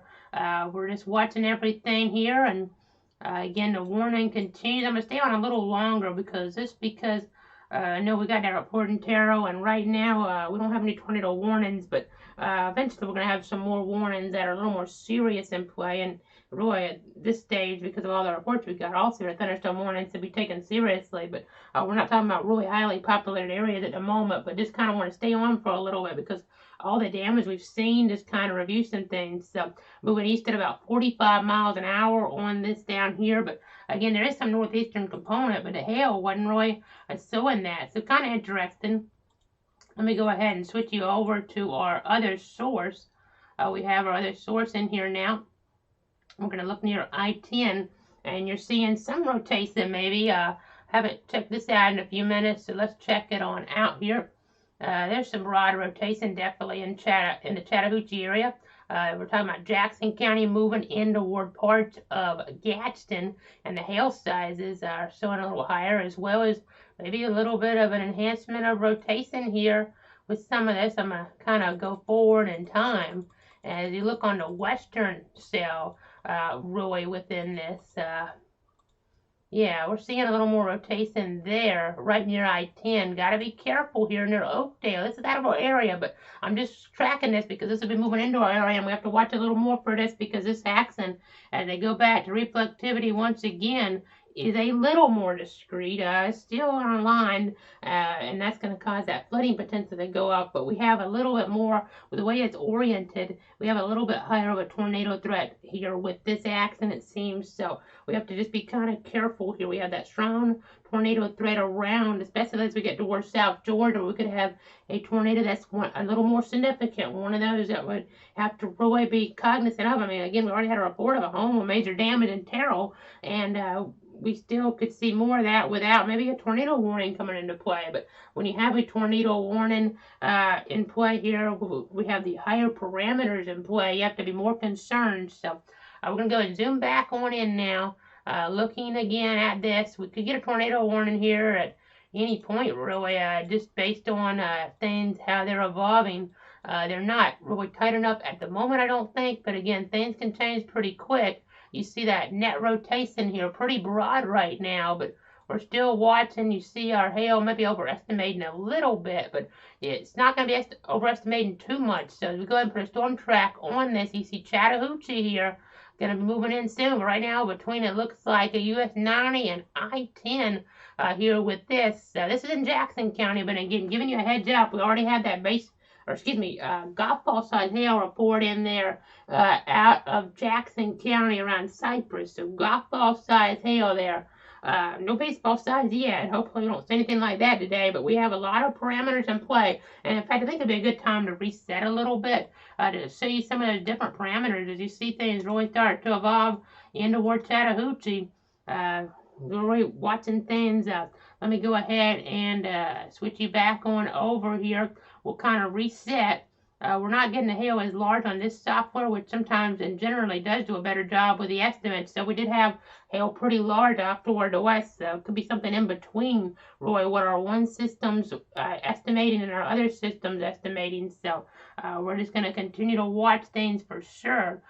So let's go into the reset now. As we alluded to, we have the tornado watches in play. The one off toward the west here till 3 o'clock, Albany, getting over toward Valdosta, and then 6 o'clock as we're looking toward Waycross, Folkestone, Brunswick, down toward Kingsland as well. So now those times will change. We'll have more threats, and we'll be watching more toward Florida eventually. Again, we're at the Gaston clip file warning right now, thunderstorm warning, but we do have the 3 different threats. Now this will update here within the hour or so.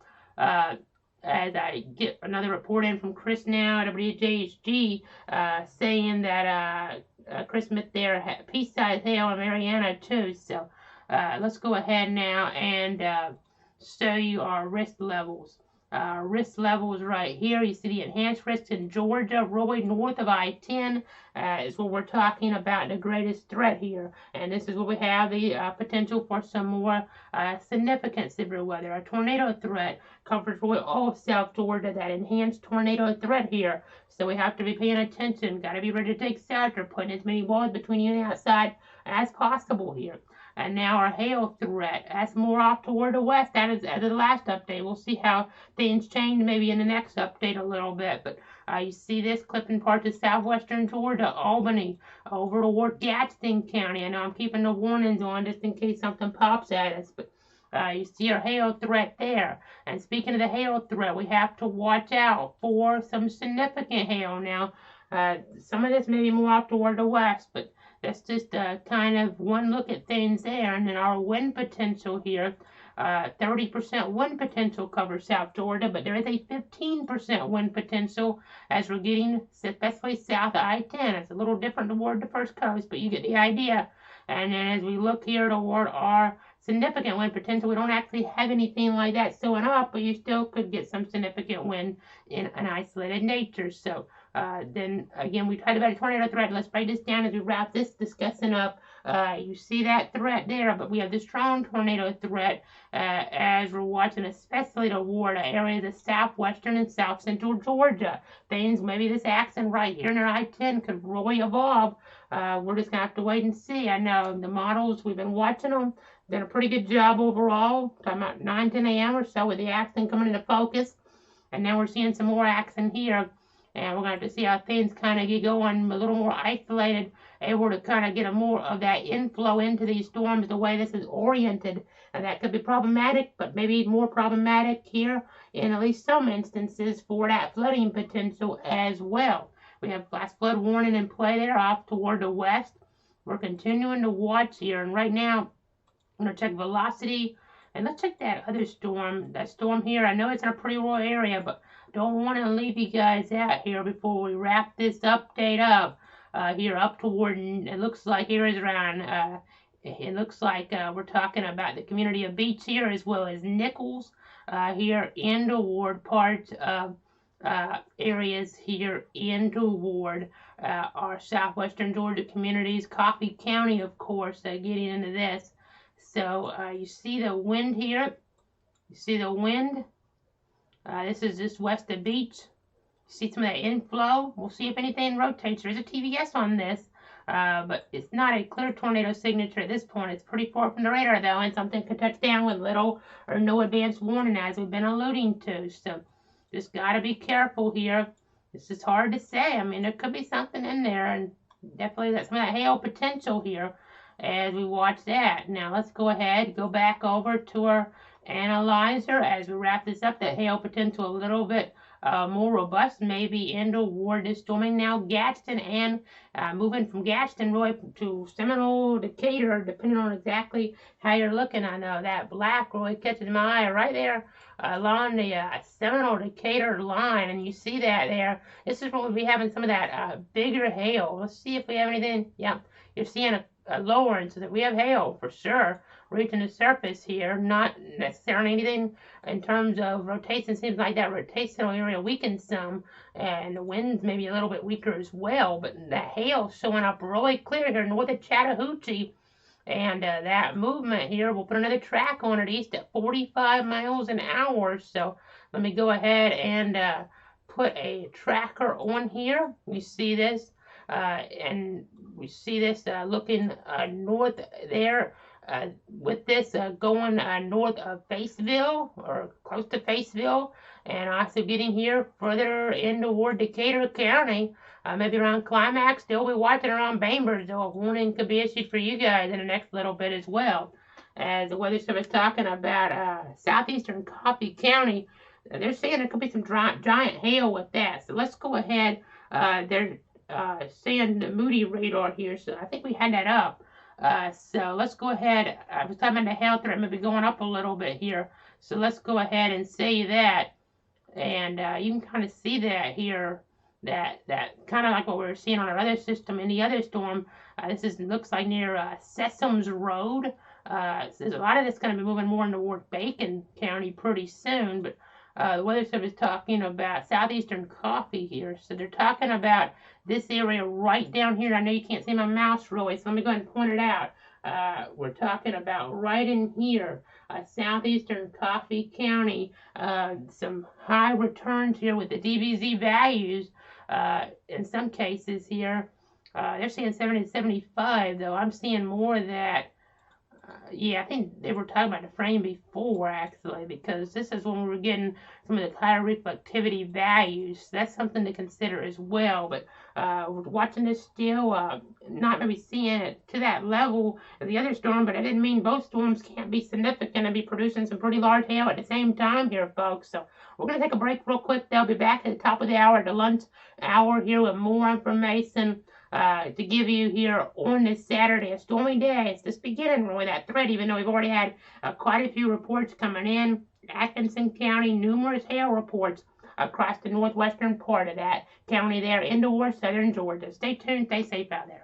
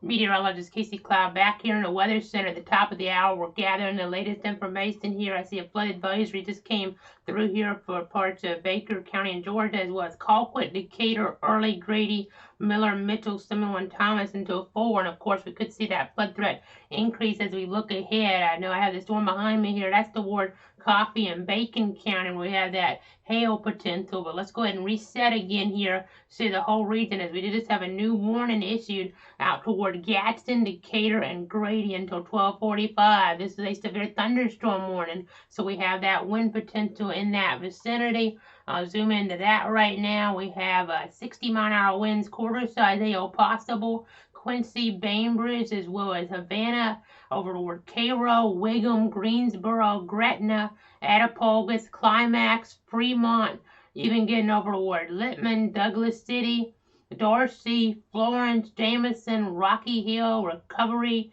Harold, Steele, and even getting into some more communities as well there. So severe thunderstorms can produce damaging winds, destructive hail, that deadly lightning, and very heavy rain. So go ahead and really almost treat these like tornado warnings in some regard. And listen out for those roaring noises as well, just in case you have a quick spin up here. Let's go ahead and go over toward our other system. I'll kind of analyze things for you a little bit more here as we look out toward the west. You see here near Quincy and Attapulgis right now some pretty nasty conditions. You see our hail marker. It says over 2 inches maybe in diameter, but just generally this is overdone a little bit.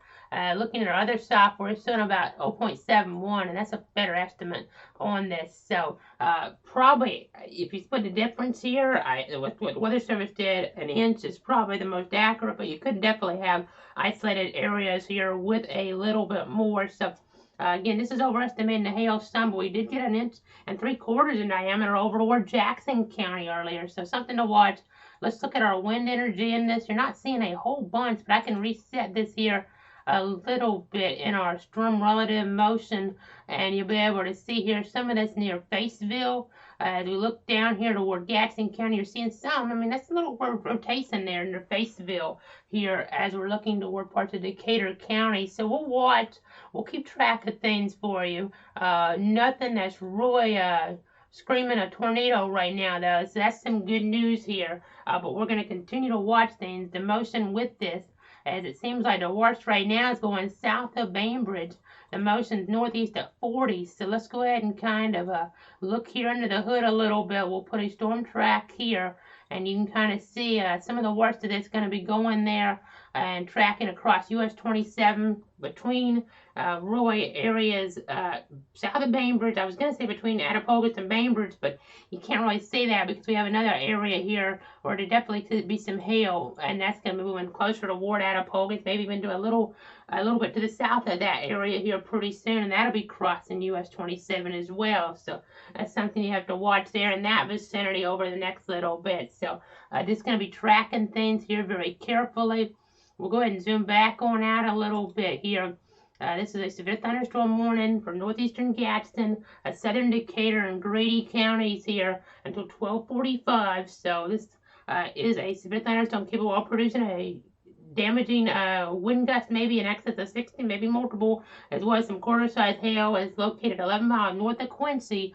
So they're tracking this area right here, I believe. That's what we've kind of been watching over the last little bit, even though I did see a wind enhancement to the north here. Again, this is where we're really watching as they go back over. You can see it kind of drop out in there in the correlation coefficient. So we'll track it from that.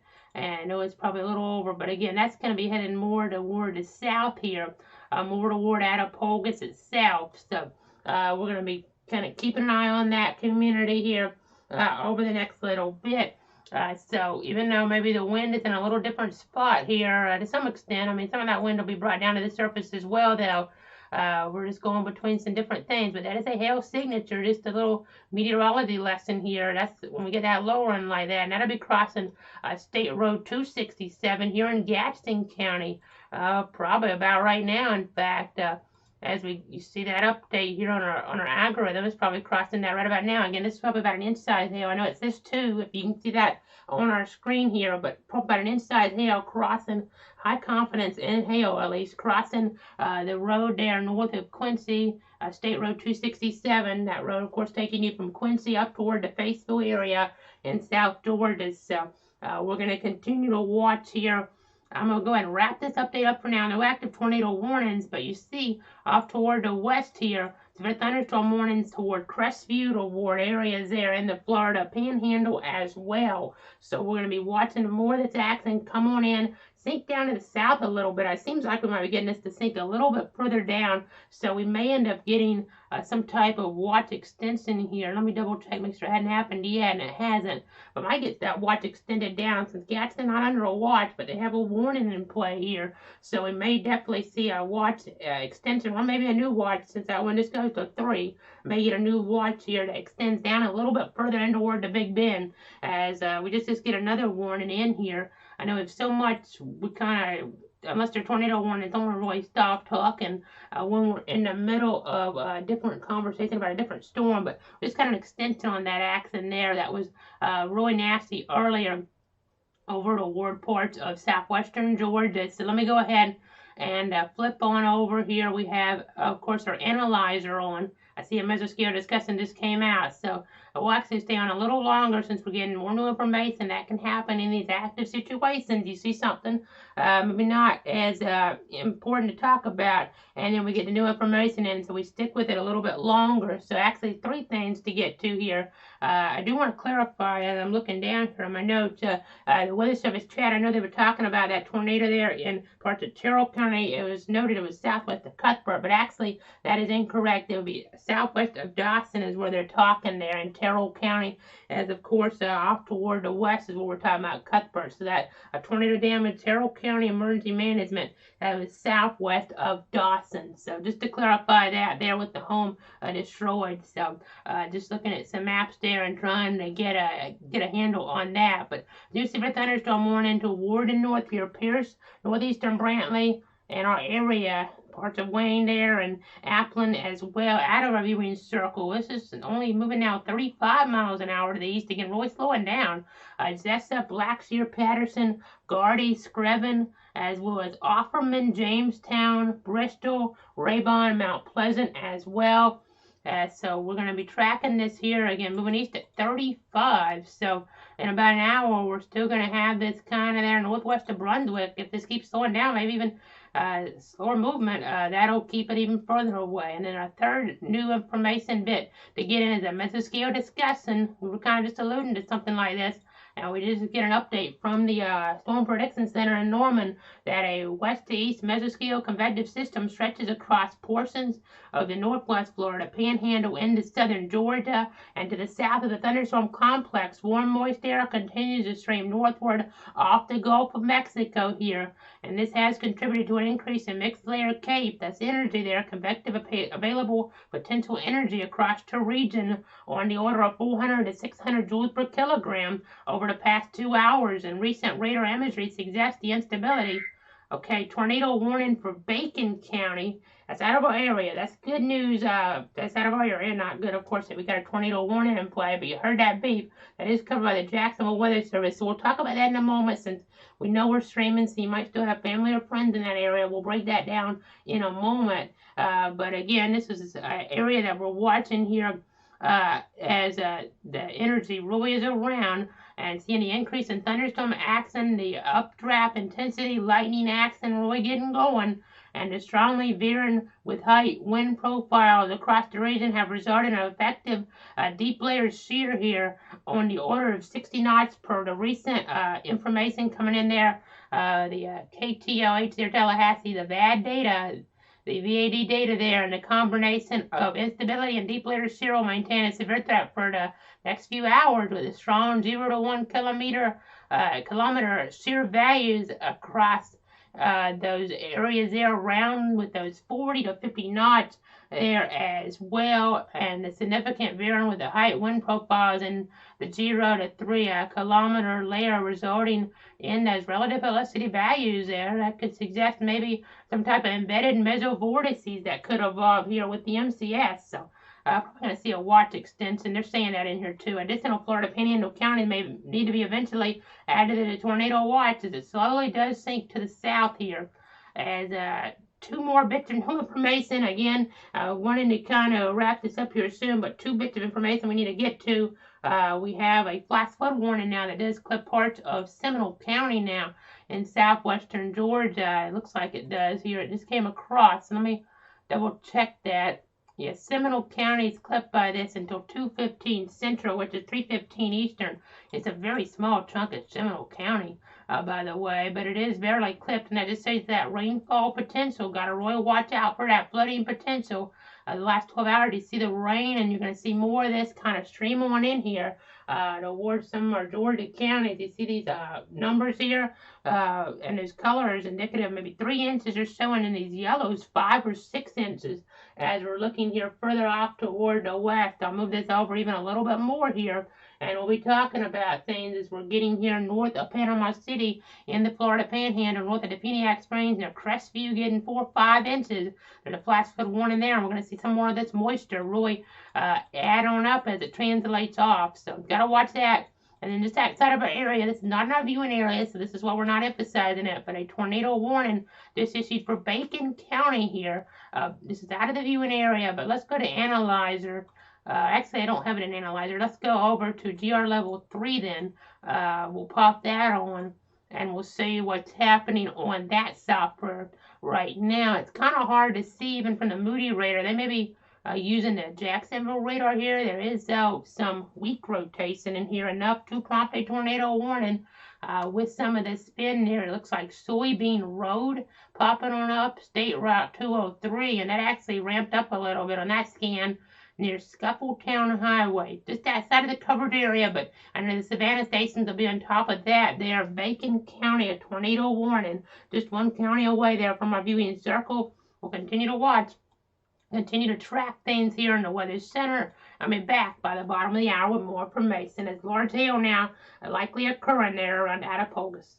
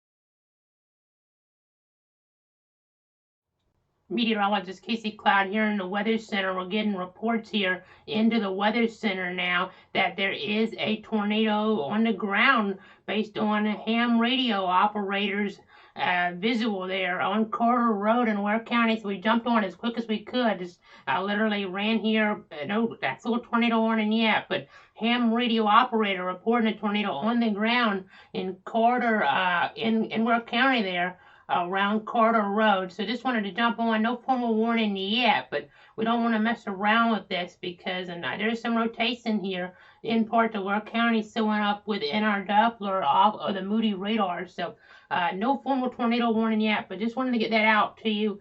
Just saw it kind of popping on up. So ham radio operator reporting a tornado on the ground. Let's go ahead and get our radar centered up better on this. As this is just again come into the weather center, so we generally would wait for a tornado warning, but since there's some rotation and we have an actual report of a tornado there on the ground, as you see that watch get extended, we need to go ahead and make sure people are taking shelter there in the Ware County area. Carter Road, a tornado reportedly on the ground according to a ham radio operator. No formal tornado warning in play, but again from the chat session. Now a tornado warning continuing for Bacon County, but again, that report from Ware County here in the chat.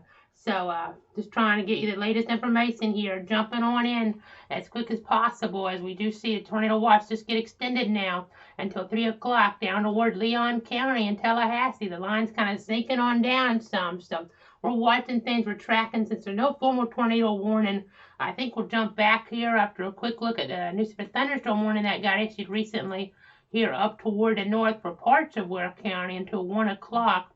Also getting in toward Clinch and Pierce counties as well. Some 60-mile-an-hour winds, hail there to about 3/4 of an inch in diameter possible. And just other reports coming in as well. Surge of wind there southeast of Attapulgis. It might get into Leon County in the next 15 minutes. So that's something that's interesting to note. I don't think we have a new warning for Leon yet. Here we haven't had a warning yet for Leon, but things are starting to sink on down. Quite a bit starting to happen again. I'll be back here unless we get a tornado warning for Ware. We'll be back here at 12:30. But again, there was a report, ham radio operator reporting a tornado there in toward parts of Ware County. So we just wanted to relay that to you in case you have relatives there and let them know that at least there's a possible tornado in that area, in that region there, in toward southeastern Georgia.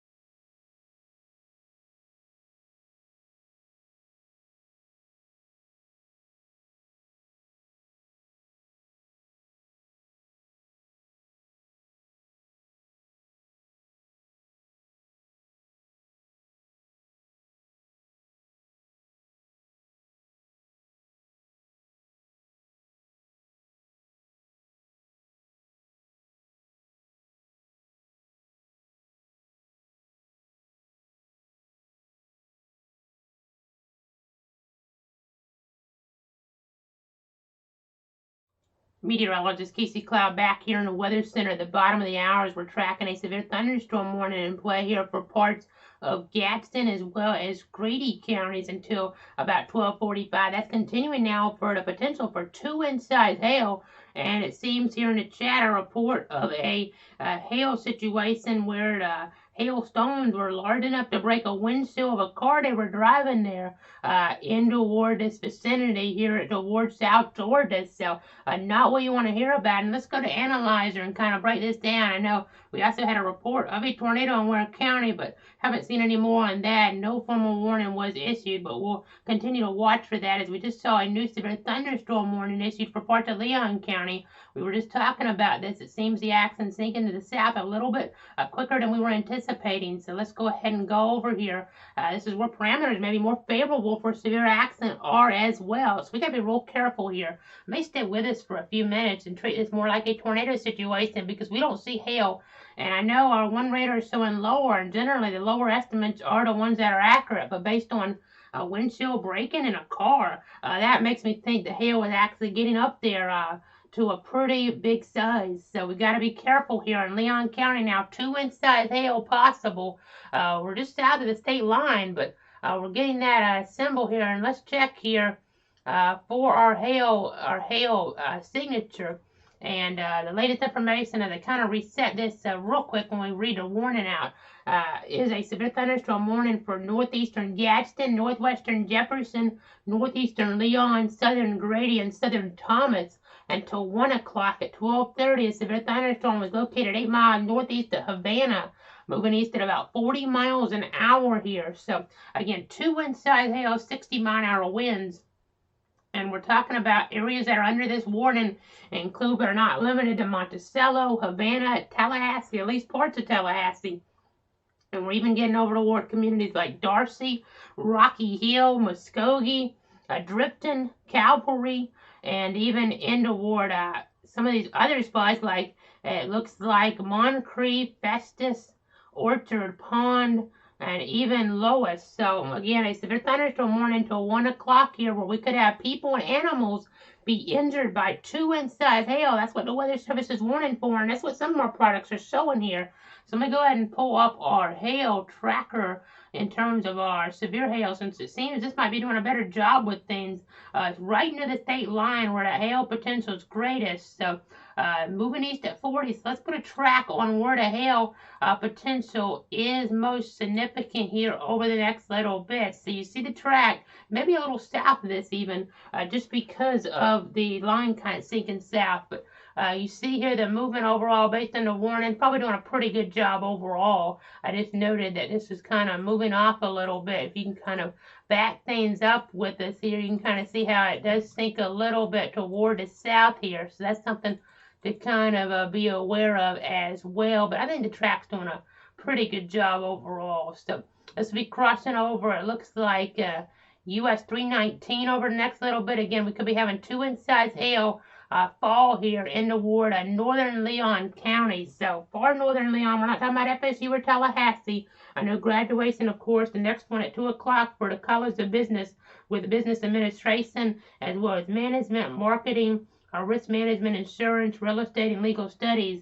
But this is to the north right now. The line is sinking to the south, and a tornado watch has now been added for Leon County. So we'll be watching and hoping things don't end up kind of crashing on down there into toward Leon with this line ultimately. But at least that cell in and of itself is moving more off toward the north, and that's some good news. But things are favorable. The parameters are favorable here. I'm looking at the models, I know, behind the scenes, and the parameters do seem pretty favorable for some rotating storms here in the Big Bend. So we got to be careful here. We got to stay weather aware because there's just so much happening with events that are trying to take place here, but also with this line here that is ever-changing situation, really, in terms of what type of impacts it's producing. We were talking more about some tornadic circulations at times, some wind enhancements, hail at times, and right now hail looks to be the biggest threat here. We were talking about it earlier, maybe that threat would go up some, and we're seeing that coming to fruition here, some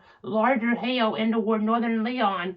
We'll go ahead and zoom back in And you can kind of see the signature here. It's not something that's extremely easy to see until I twist it over. And of course, you really see that popping up, but it's just kind of muddied in here in some ways because that's some inflow into this as well. That's not hail down to the south, as we just got a report in. Now. This is a different person here in the chat talking about that situation in Ware County. So let's zoom back out a little bit. We'll zoom out to see the view a little bit better. I know we're on the Tallahassee radar, but just so we're kind of trying to match up our images with what we're talking about to some extent here. The ham radio operator at the EOC in Ware County said that emergency management confirmed the damage to a single wide mobile home in that area there. Talking about Ware County, of course, on Carter Road, but they're still working to determine if it was caused by a tornado or straight line winds. So no injuries, at least. That's the good news. That's the most important bit of information about that situation. But just going to continue to look at some of that. Hopefully it wasn't a widespread thing. Hopefully it was just limited to that one home there. But still never want to have damage to a mobile home there. Carter Road again in Ware County, Georgia. We thought maybe a tornado was touching down a little while ago. We jumped on in a hurry to make sure we gave you that information because don't want to mess around, and we'll find out ultimately if that was a tornado or if that was just some strong straight line winds there in toward that vicinity. So again, looking at the region as a whole, really seeing the hail tick up. So let me go ahead and see if we have any new updates here. I know sometimes we go back a little bit on the radar, so we have to be kind of careful. We were a few frames behind on that because the way our software does things. So let's go ahead and broaden the view back out a little bit more. You can kind of see here our signature moving in toward Leon County now. You see some wind enhancement here though in toward parts of Grady County. So we have to be kind of careful with that as well. That's wind maybe 60 there, just north of Meridian Road. So I'm going to be watching maybe toward the Metcalf area over the next little bit. Going to be tracking that closer to that community there in Thomas County, who is also under the severe thunderstorm warning that goes until 1 for parts of Gadsden, Jefferson, as well as Leon, Grady, and Thomas. So that wind potential showing up to the north a little bit. The hail, we've been talking about that. We've been tracking that for you. Let me go ahead and switch back on over now. You see our hail maybe a little bit higher down toward the south here overall. That may be a little bit displaced though. We're using a new system though. As I say that, we just saw something pop up that was definitely a hail signature here. And that may all be hail in here. It's just, I know we're using a new system. So let me go ahead and go back to a system we're more accustomed to using so we're not getting anybody confused, not confusing ourselves here with this. Because don't track hail around here very much, and since we're using a new system, it makes it especially tough to kind of figure out exactly what's going on. So I want to make sure I'm giving you the right information here. Let's go ahead and pop up our overview again. You see the tornado watch now into Leon, Jefferson, Liberty until 3 o'clock, and probably have more watches coming into play later on. But so our hail tracker, this is what we generally use, and this probably does a pretty good job overall. Generally, it does the best job, and it's still in some pretty hefty hail sizes now. So I think we might want to just stick with this here a little bit more as we're looking right near the county line and the state line here between Florida and Georgia. You see some really hefty hail here going to be passing near Metcalf over the next little bit. So we're watching that. We're watching some of that wind enhancement there as well.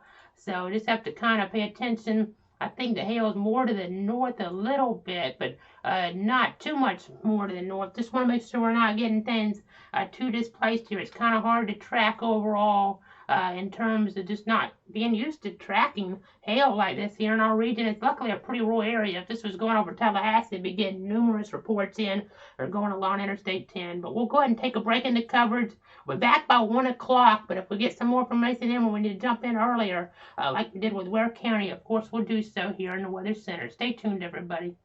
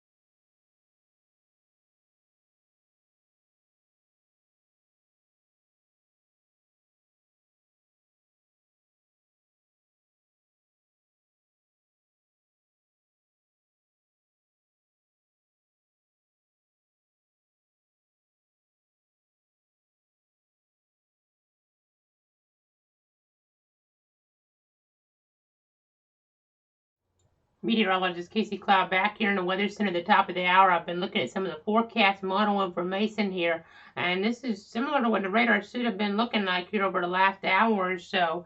And I'll kind of advance this real quick. And unfortunately, though, the models were handling things good earlier. They're not handling things good now. So that's just something to take into account here as we kind of get in toward the forecast, because this is what the radar should be looking like now.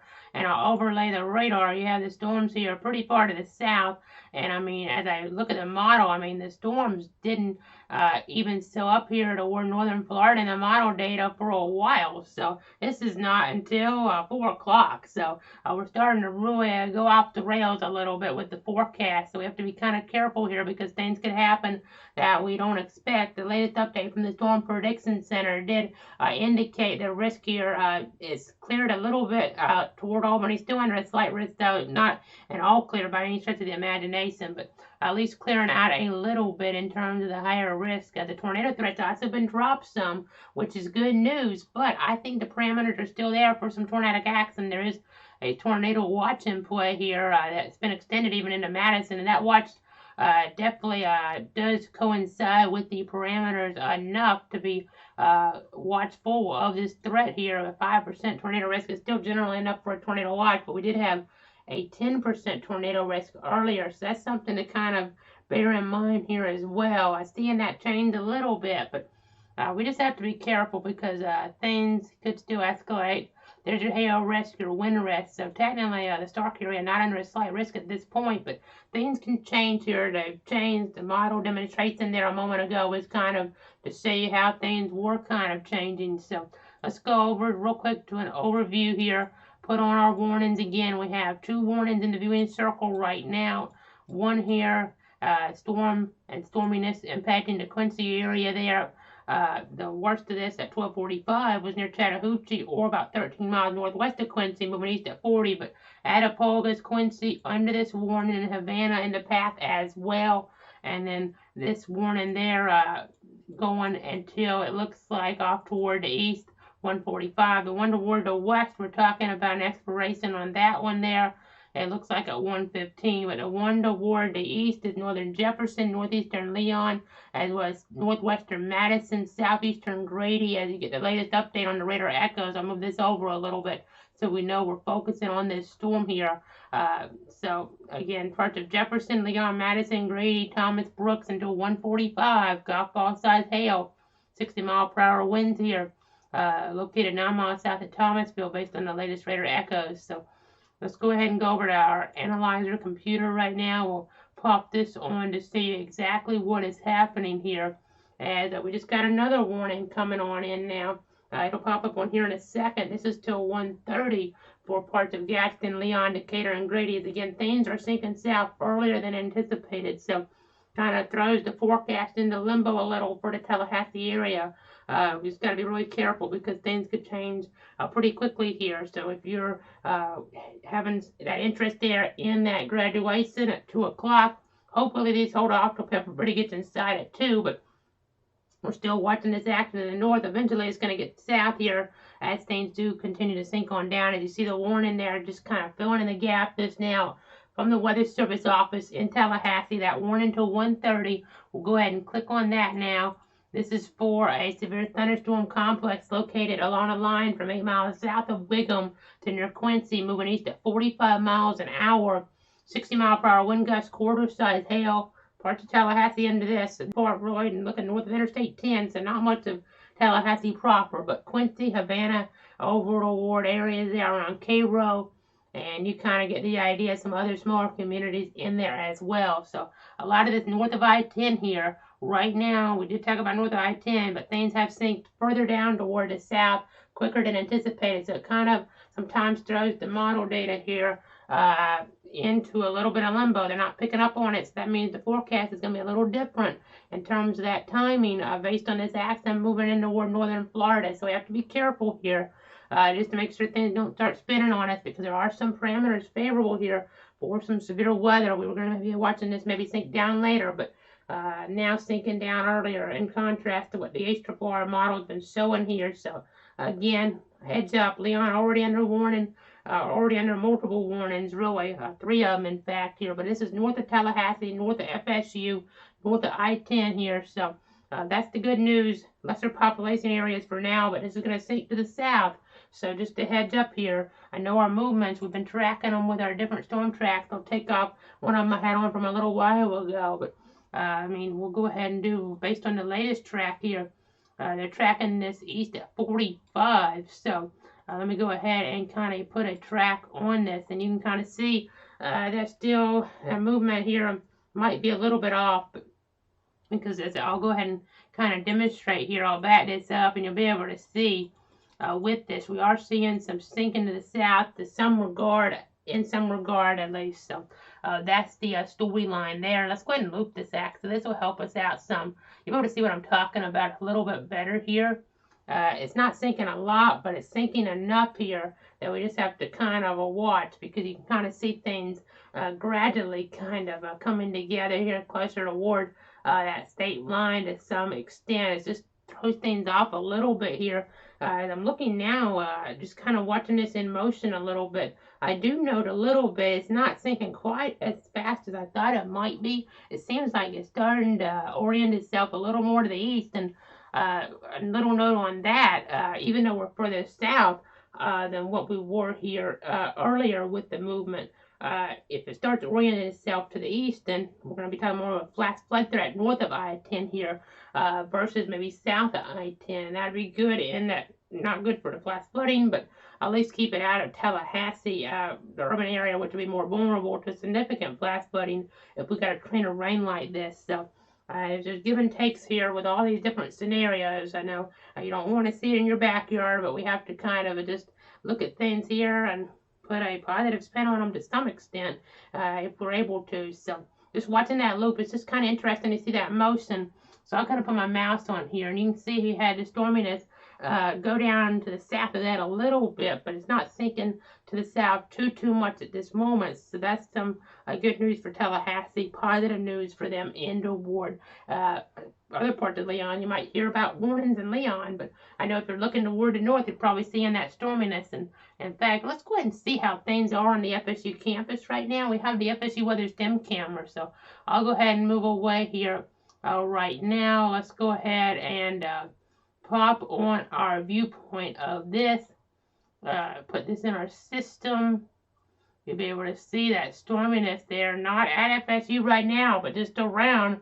It's pretty nasty there for sure. You can just kind of see the gloominess to things, that frequent lightning there just to the north by not too far of a distance. So watching the action there along the state line, just interesting to see that here. Sinking on down, as we've talked about to some extent, but not rapidly sinking, but still enough here to get warnings in parts of Leon County, parts of Gadsden, Jefferson, Madison, here in toward the extreme northern Florida areas. So get an update on a significant weather advisory now off toward the western Alabama. So just kind of interesting, because I want to see the temperatures here as well, because we are going to be seeing some conditions maybe less favorable for severe weather. Just this is a different scenario in some ways, but some of the old severe weather tips kind of come into play here with this, because when you just evaluate things, once you get the temperature down some, and you can see that really down near Albany, that's going to help stabilize the atmosphere. That's going to help lower that severe threat. I know there's still a tornado watch up there, and we have to watch some of the energy here still. That's going to come into play at times, but seeing the temperatures lower like that's a good thing for those spots. Excuse me, and that'll help some of those areas have at least a lower severe threat, as we've seen based on that tornado threat being taken down toward Albany here, according to the Storm Prediction Center's latest outlook. So 64 there, 63 up toward Tipton, 63 in Moultrie. We might see an increase in these temperatures here at points, but you see some of the storminess off toward the west still. And again, our overall risk here, an enhanced risk in play. Definitely seeing danger here with the hail sizes.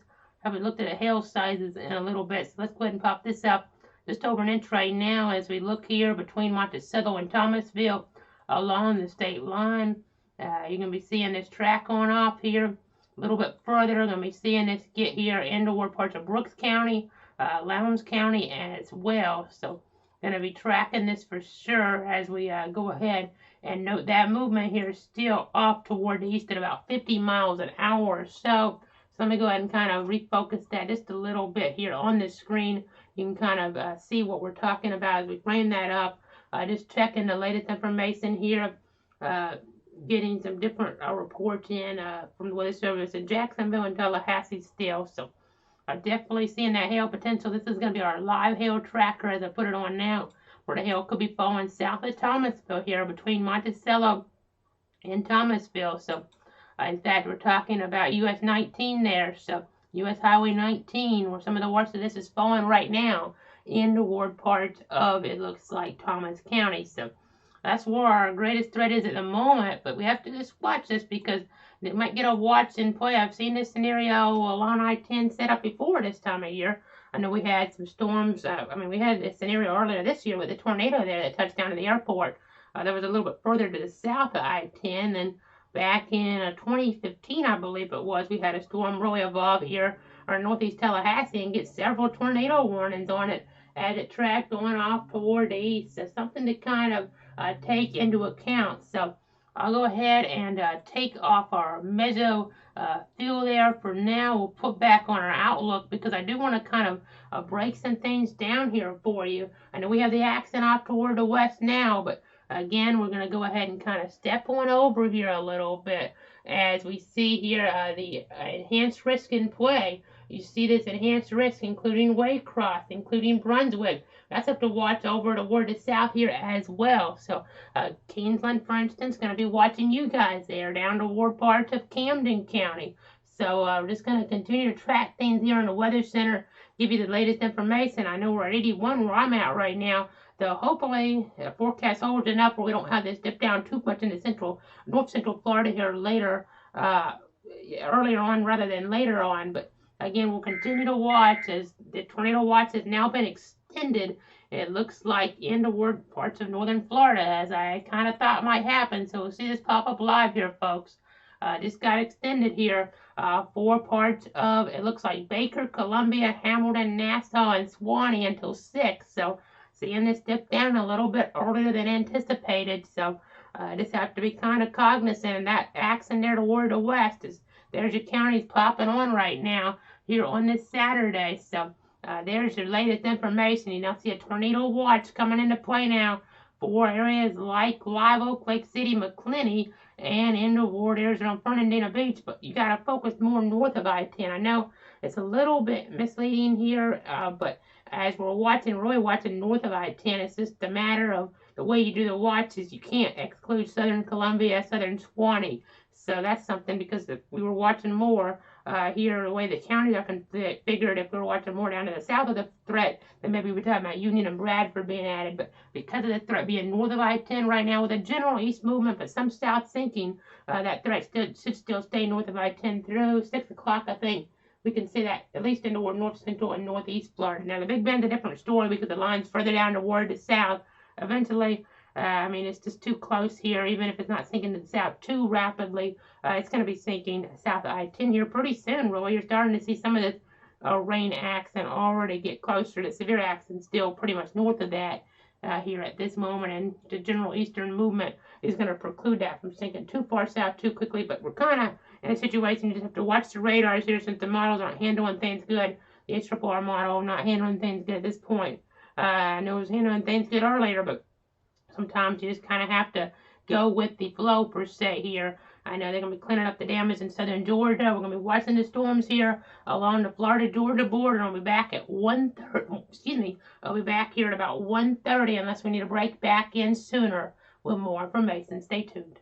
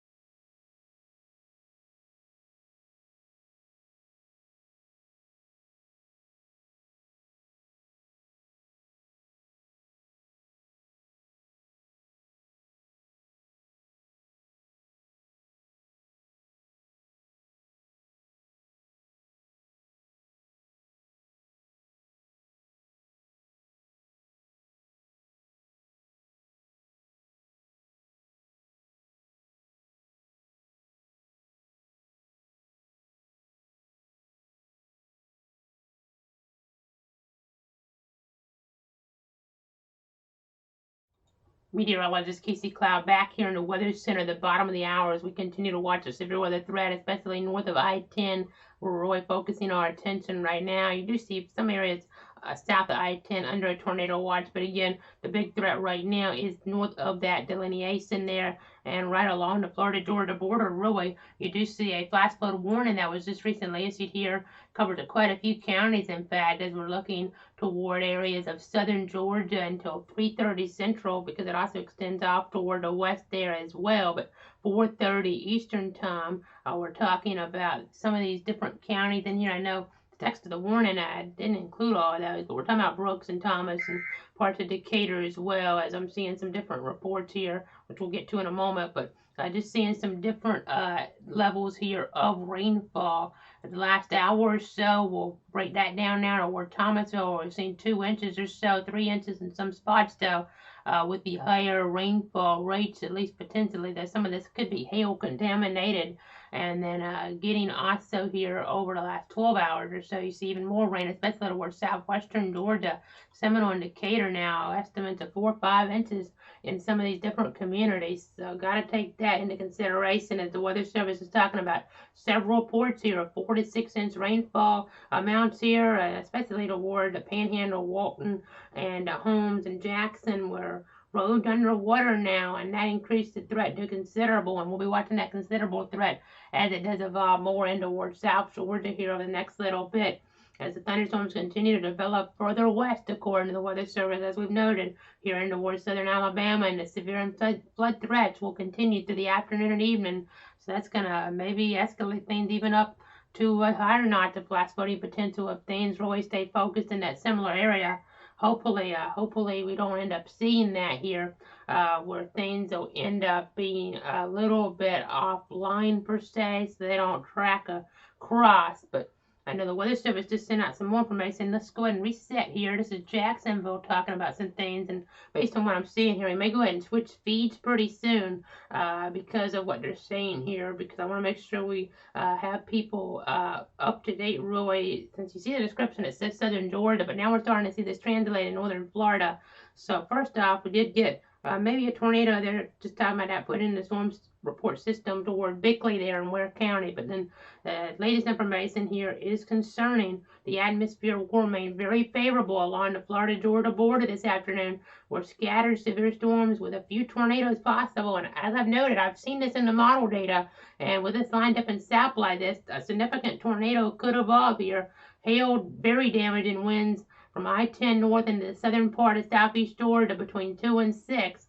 And the atmosphere will remain highly sheared and increasingly become unstable, more unstable, as new HRRR tracks reveal and show really that multiple supercells across far southern Georgia through 21Z will occur off the coast about 22Z, and that's 6 o'clock, 22Z, 21Z is 5 o'clock, and big mesoscale tracks are associated with them here, and this could potentially turn into a nasty situation. They're using the word, I'll go ahead and say it, because this is almost a little higher terminology from what I would use, but it may end up coming to fruition. They're using the word a perilous situation here north of I-10 in the southern part of southeastern Georgia, and the tornado watch was extended accordingly here further southward in the northern tier of Florida, northeast Florida, where the storm relative velocity values can be really in excess of about 300 and maybe upward about 500 there. As we just got a new warning here we'll talk about in a moment.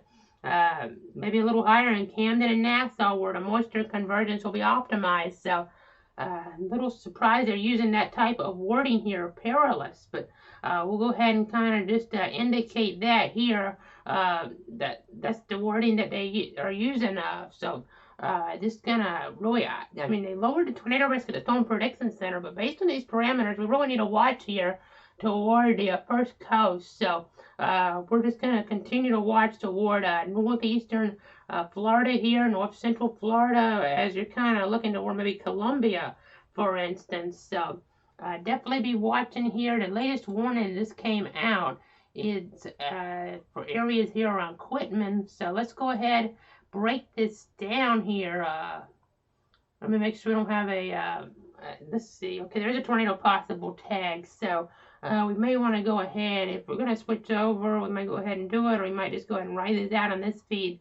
I'll make that decision in the next few minutes. I just want to make sure people are kind of aware here on the First Coast that we are seeing this dip into at least some of those counties north of I-10 here, some of those zones north of I-10 a little bit sooner here. So we'll make that decision here soon. There is a tornado possible tag on this storm, though here right near the southern Georgia, northern Florida border.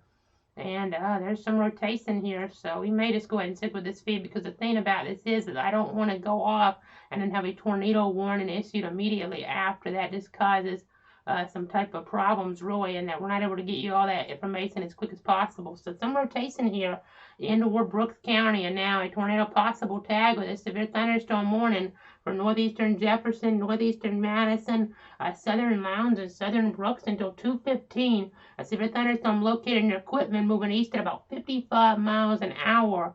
Golf ball size hail, 60-mile-per-hour wind gusts possible.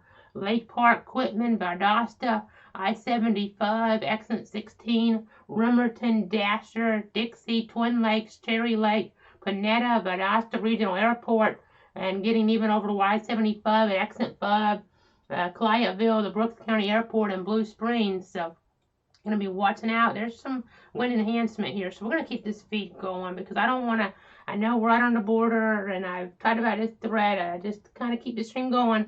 And if you're right here near that Florida Georgia border, of course, you just got to be aware here, north I-10, things are coming into fruition, coming to fruition here, and into view a little bit quicker, unfortunately. So let's go ahead and pop a rotation tracker if we can. I want to make sure that's the same area of rotation that we're tracking, and we'll go ahead and pop this on now. We'll go ahead and pop this on right here. You see that south of Quitman, some rotation, and you're going to have to continue to watch this, really, because it could track here further over. I'll have to see if this ultimately gets there. Near I-75 is something pretty tight with those parameters in play. Weather Service is concerned, and the energy values are there, and that combined with the tornado parameters, and then our helicity values are up as well. We just have to be really careful here this afternoon. Some of those not coming into view as much, which is good, of course, but we'll just continue to watch, give you the latest updates. We'll be back by 2, but if we have new information like a tornado warning before then, of course, we'll break back in sooner. Real quick, let me check our other radar here, see if there's anything that I need to point out on this. And there's just a lot of wind enhancement in your equipment, and that hail potential in there as well in Brooks County. We'll pop that up real quick. A lot of inflow there right now with that. A lot of inflow. So we're going to be watching here west of 75. You can see that storm.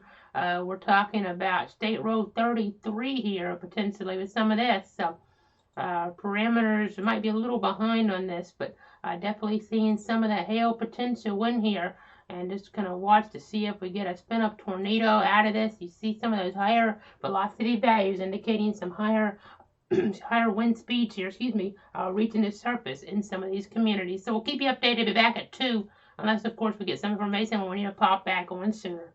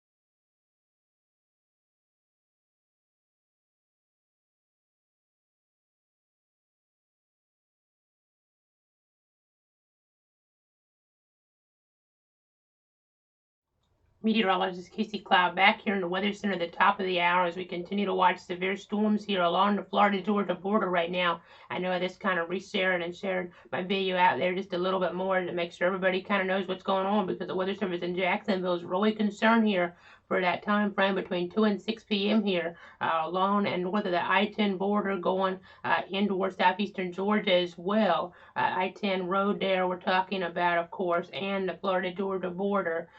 We're just going to be kind of watching that zone here because the parameters are pretty favorable for some severe weather actions. So just got to be on your toes really as we're kind of tracking things here in the Weather Center. The latest warnings in play. Let's kind of break down what's going on currently as we zoom on in, looking off toward the west here. We do have a warning until 2:30 for northern Jefferson, northeastern Leon, northwestern Madison, as well as it looks like southeastern Grady, southern Thomas, and southwestern Brooks.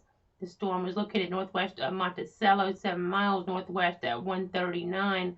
And as we go ahead and put on our current hail tracker, you see our most robust action is in the second severe thunderstorm warning polygon, and that goes here until 2:15 for the potential of golf ball size hail. This storm, as I go ahead and kind of put our hail track on over the last little bit, it's had a long history of producing some pretty significant hail. Got a report in a little while ago there. I retweeted it on Twitter at Cloud Casey, where hail measured over about 2 inches in diameter there toward areas there around Attapulgis. So pretty nasty there right now.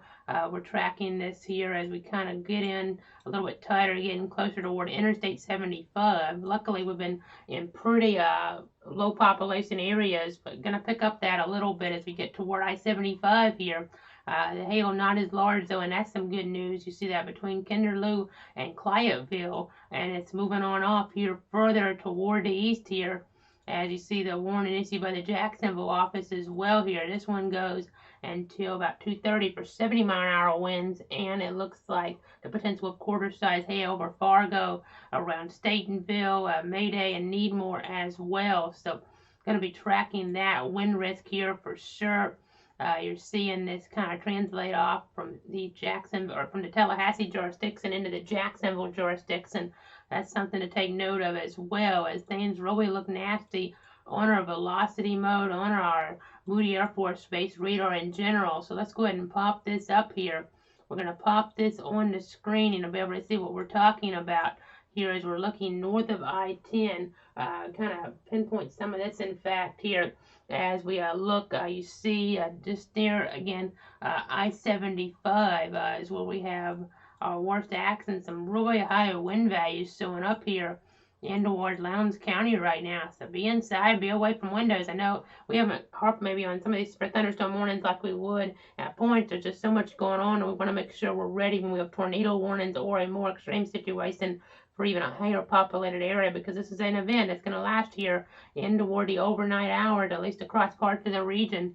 Maybe getting out a little quicker since this line's further south, but we'll just have to wait and see on that. As we continue to watch things, you're just looking off here. We have another little area, maybe a rotation, southwest equipment here, and a wind enhancement. So we got to pay attention to that as well. Definitely seeing maybe some rotation there. So we need to be mindful of this. And I know the parameters in play maybe for a strong tornado. So as we kind of bat it up and go back forward, you see some rotation there. So we need to be mindful of this.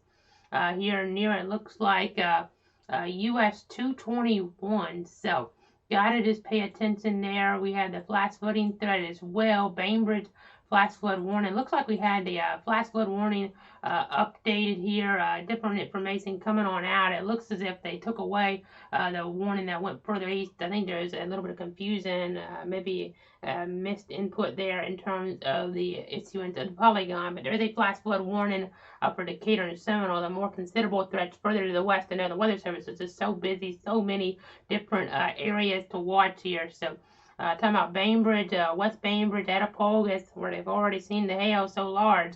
Climax, Paceville, Falston, or Fowlstown. I know you can pronounce some of these communities a little bit different. I would say Fowlstown, probably the better pronunciation for that. But Reynoldsville, getting over towards Seminole State Park, Fairchild, and Drake Steele as well, or 1 to 3 inches, in addition to quite a bit of rain, 3 to 5 inches, that have already fallen here over the last 2 hours. So it could be getting upwards of 8 inches in some of these spots as we're looking off the Moody radar right now. But let's go ahead and go to the overview again here, folks. Again, I know we were talking about this earlier, but things kind of dipping further down to the south quicker, so we're going to have to watch. We're going to track things, the worst of the action near and really just south of Valdosta, maybe the south side of Valdosta, Roy, as we're looking between Lake Park and Valdosta as we zoom in a little bit tighter. So be aware of some hail to about quarter size, it looks like at this point, but winds pretty strong in here, maybe a little bit stronger in isolated pockets. So we've already seen a lot of wind reports today, and we got to stay weather aware here on this Saturday. And I'll be back about 2:15 now since we're watching this around Valdosta. I'm going to kind of do these updates a little more frequently again. And because we have that higher end potential, according to the Jacksonville office here, maybe a strong tornado above and along, and maybe just north or south of the Florida-Georgia border here through about 6 o'clock. We'll be watching. I see some isolated storms to the south, but these shouldn't really evolve, hopefully, too much.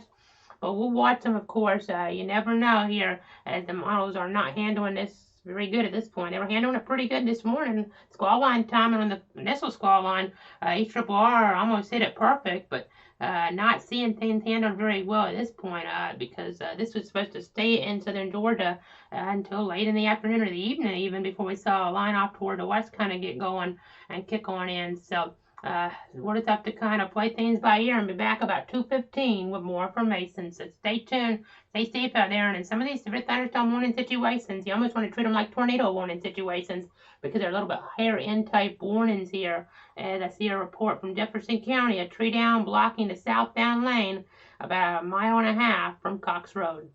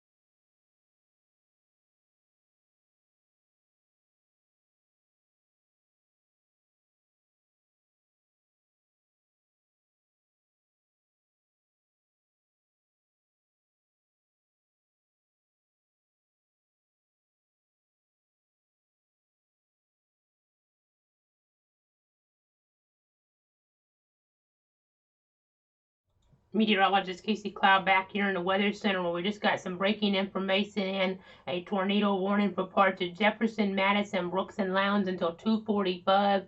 At about 2:09 or so, a severe thunderstorm capable of producing a tornado is located 12 miles south of Quitman, moving east at about 35 miles an hour. So we need folks in the shelter here. Indoor areas just north of I-10 we're talking. We'll zoom in a little bit. You can see a hook there kind of developing as we're looking toward the north of Greenville here as we track this again 12 miles south of Quitman. So that rotation picking on up some here within the algorithm. So you want to go ahead and take shelter here as we have some other tools at our disposal as well. We have a TVS signature on a couple different areas, in fact. One area south of Valdosta, but this area here, you can kind of see that. Let's go ahead and switch you on over to GR level 3. I'll point this out for you. So you see the spin here. You see that spin as we're looking here, and I'll try to pronounce it. I believe we're talking about Lavette here in toward parts of the area. Again, that circulation where the greens and reds are coming together. I'll take off our velocity for a second. So we're kind of right here at the Florida-Georgia border. Let's take off our tracks for just a moment. Just south of the Georgia border, in fact, is where this rotation is. Right near, it looks like County Road 146. So a possible tornado here in Madison County.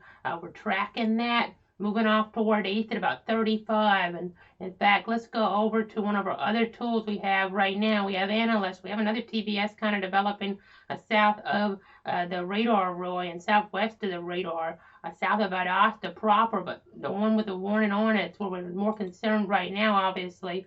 And you can see that as we switch our wind mode around a little bit clearer on this, actually. Not really strong winds at the moment, but of course this could strengthen on us. Let's try that again there. It looks like our system kind of taking a second to catch on up, but you get the idea here. As we're looking, looks like again here as we're tracking some of this actually more. This is a frame behind, to keep that in mind. We're a frame behind, but it says the circulation a little bit better. This was in Jefferson County, the frame before. The reason I went over to this source though is because as you get the update now, it does a better job with the gate to gate, and it's more of what we were just showing you here. You can see the gate to gate with the greens and reds coming together here. We can also kind of do a storm track on this. So let's go ahead and track this on off. And you can see here, going to be going near Panetta over the next few minutes.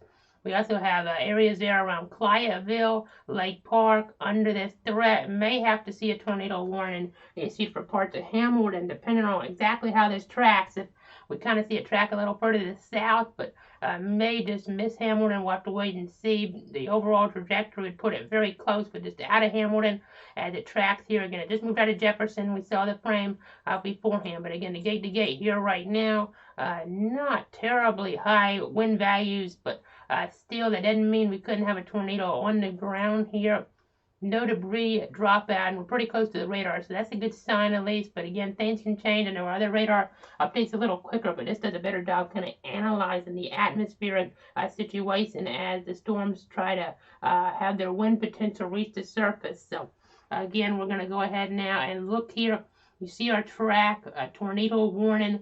We're looking in toward parts of Madison County here, just south of that Georgia border. We're watching some more rotation up toward the east here and north as we're looking toward parts of areas here that are not too far away from Valdosta. We just got some new information in here, so getting some details now that there is some quarter-size hail being reported there at the Valdosta airport. So just getting that in, and that's right where the radar site would be. I believe, or let's see, so they're talking about VLD, so let's kind of break this down here. So VAX is our radar site, so VLD, I believe they're talking about the Valdosta airport, so that would make more sense here in the overall scenario. The hail core will be closer toward that vicinity at this point, because Moody, of course, is where our radar site is. So just to kind of clarify that, still getting information there might be some serious rotation according to a meteorologist there at WDHN in Dothan, in areas there around Covington County, maybe moving into the word Coffee and Geneva, as we just got some new details now on a severe thunderstorm warning for parts of Glenn County until 2:30 with a tornado possible tag in that. So a lot going on. We're going to stick with you wall to wall for the time being because there's so many different things going on.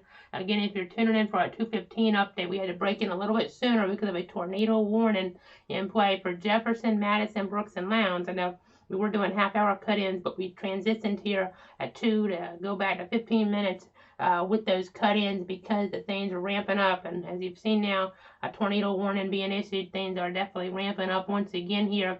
And I'll go ahead and kind of reset the picture here. If we can go over toward our DR Earth computer, tornado warning out toward Alabama now in that storm we were talking about. Also, Weather Service getting concerned about a possible tornado developing now here. You see the thunderstorm watch just issued out toward Alabama. Interesting to see that. But a circulation maybe developing here. A low-level rotation moving over St. Simons Island. So a possible tornado and or water spouts could be developing here in the vicinity of the Malcolm McKinnon Airport. Moving rapidly at nearly 50 miles an hour. So make it a tornado warning at any second now for Glenn County as we're seeing some of the tornado watch being canceled. Some continued here, but a possible tornado now developing here toward Glenn County. We'll go ahead now and continue to watch that. We have different radars on different storms here. Let me get a better look at that storm toward Glenn County right now, and then we'll pop that up for you so we can kind of go to street level mapping here to let you know who's in the greatest danger from a developing tornado potentially there over St. Simons Island. So gotta be watching things. Gotta really be paying attention. We were kind of alluding to that a few minutes ago here as we were looking around 2 o'clock as the threat was starting to escalate a little, and we're starting to see that come to fruition. There's some TVS signatures in Glenn County, so at least getting a wind enhancement. Maybe not a tornado, maybe just getting ready to move off the coast here within just minutes, but we'll go ahead and zoom into that now. So you see some kind of wind enhancement here. I'll point it out for you. I know our mouse isn't on the screen with this, but you kind of see some rotation out here, but wind enhancement up here. We have the blues showing on up near, it looks like, as we zoom on in now, we're going to get down here towards St. James Avenue, Sea Island Road, a possible circulation here. So again, 2 areas we're watching. The area there really with the overall line, but then as we get a little bit further back, maybe something there as well. No official tornado warning, but a severe thunderstorm warning with a tornado possible tag in play for southeastern Glenn County until 2:30. At 2:15, a severe thunderstorm is located over St. Simons Island, moving east at 50 miles an hour. Brunswick, St. Simons Island, Dock Junction, Country Club Estates, Jekyll Island, and Sea Island, all under this severe thunderstorm warning. Again, 60-mile-an-hour wind, quarter-size hail, brief tornado touchdown, all possible in this vicinity. So we have some other tools now. Let's go back to our analyzing computer system here, and I'll be able to kind of give you a better perspective on the tornado warning. The reason we're sticking with you at this point, wall to wall, because things are starting to escalate. When I say wall to wall, of course, may go away from this dip in and out at times, but starting to escalate things.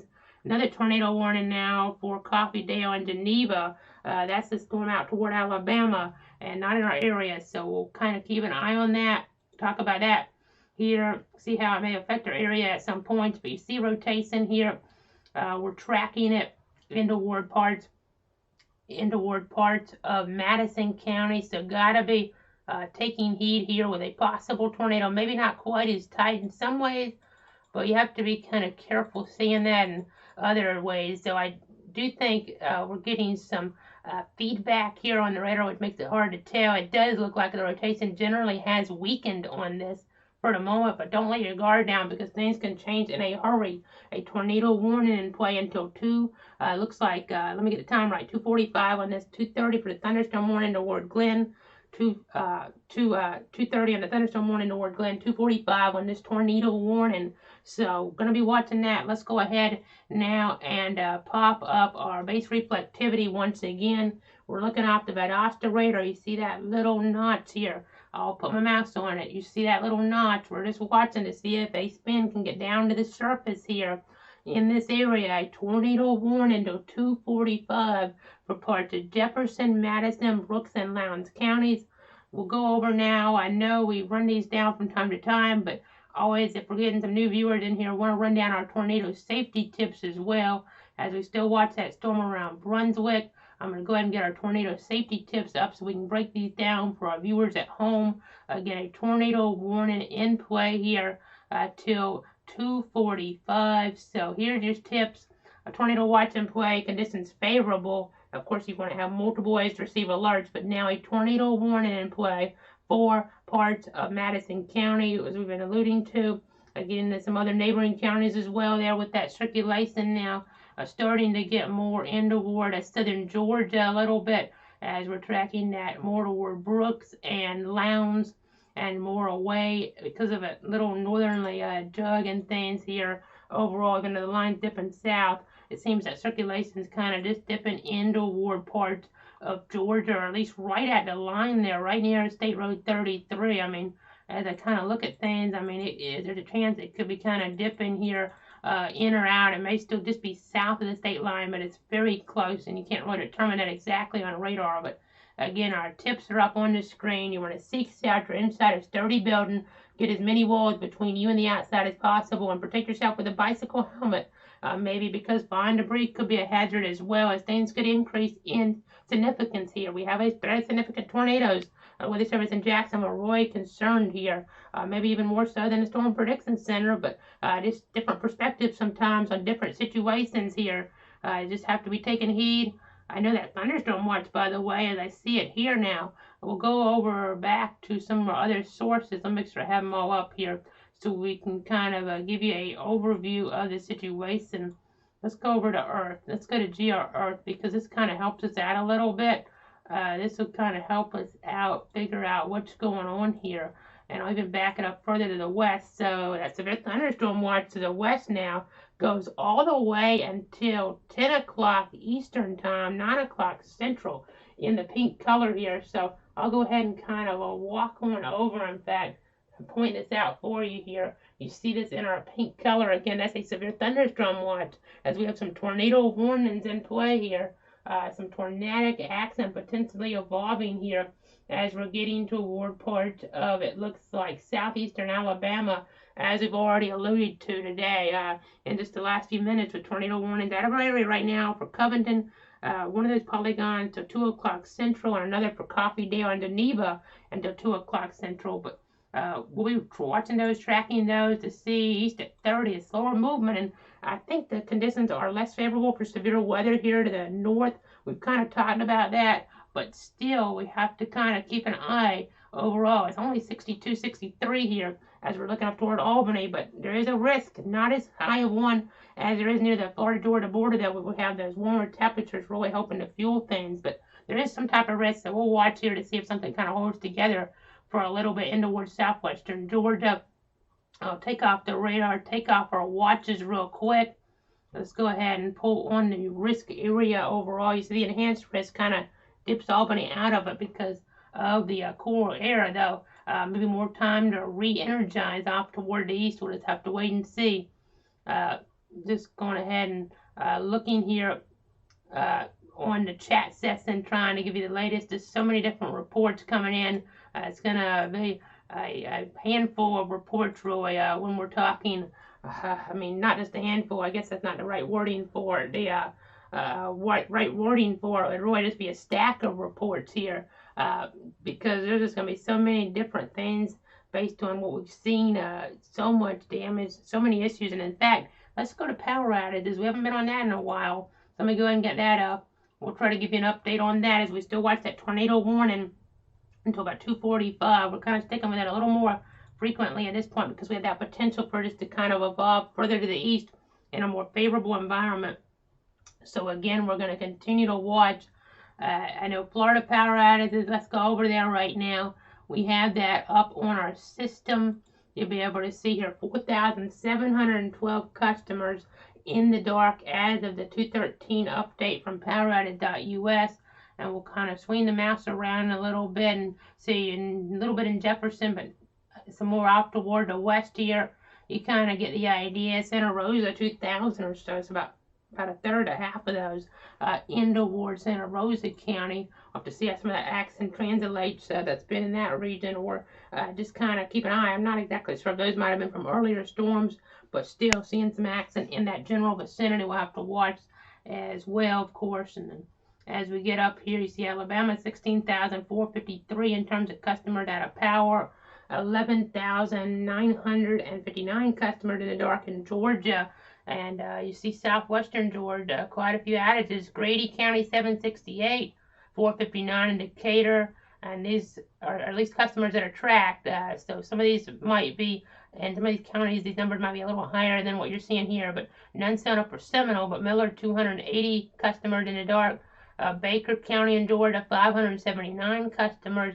Calhoun 356, Clay 641. And again, I want to clarify this as well because I know it gets confusing, but we talk about Baker, Georgia earlier here. They still have a little bit of a threat. They're just still watching play, but Baker, Florida is now, contrast that to what we had earlier, now starting to see that threat go up some with a tornado watch till 6. I put that in some of the different posts. So just want to clarify that. It gets confusing. We cover Baker and Clay in Georgia, but Baker and Clay in Florida are two of our primary counties. So when we talk about Baker and Clay in Georgia, we don't generally talk about them as much, but when we talk about it, I want to make sure we're not talking, and you know we're not talking about the ones in Florida that are closer and close to the Stark area, surrounds Bradford County, in fact, of course. So let's go ahead now and move away from our power outage information, still tracking some of these different warnings.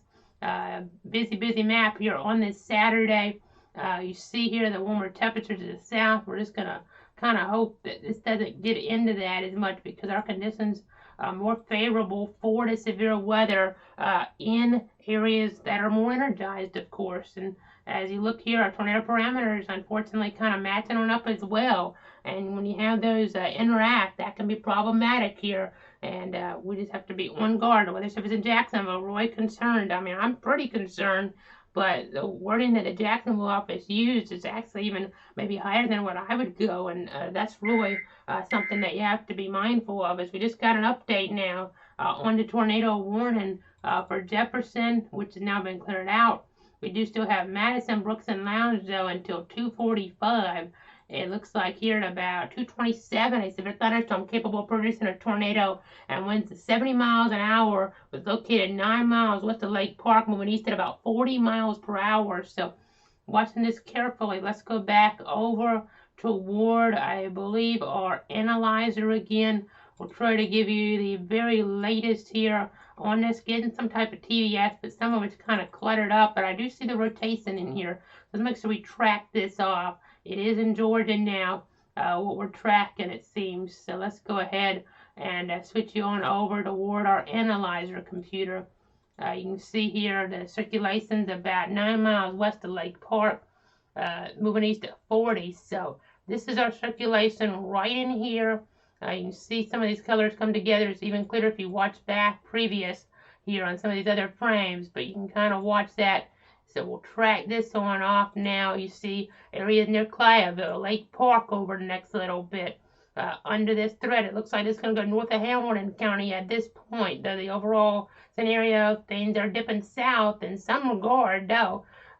Interesting to see. We've seen more, honestly, of a eastern or northeastern movement at times. So kind of interesting to see that, how things kind of wobble around here. And that can lead to increased flash flooding, though, as we look off toward our west. So I will go ahead and zoom back on out now. You see here a flash flood warning for Bainbridge. That's going there for a while, all the way to about 5 o'clock. As we're down at the bottom of the hour, I will go ahead and reset. Meteorologist Casey Cloud here in the Weather Center, continuing our severe weather coverage.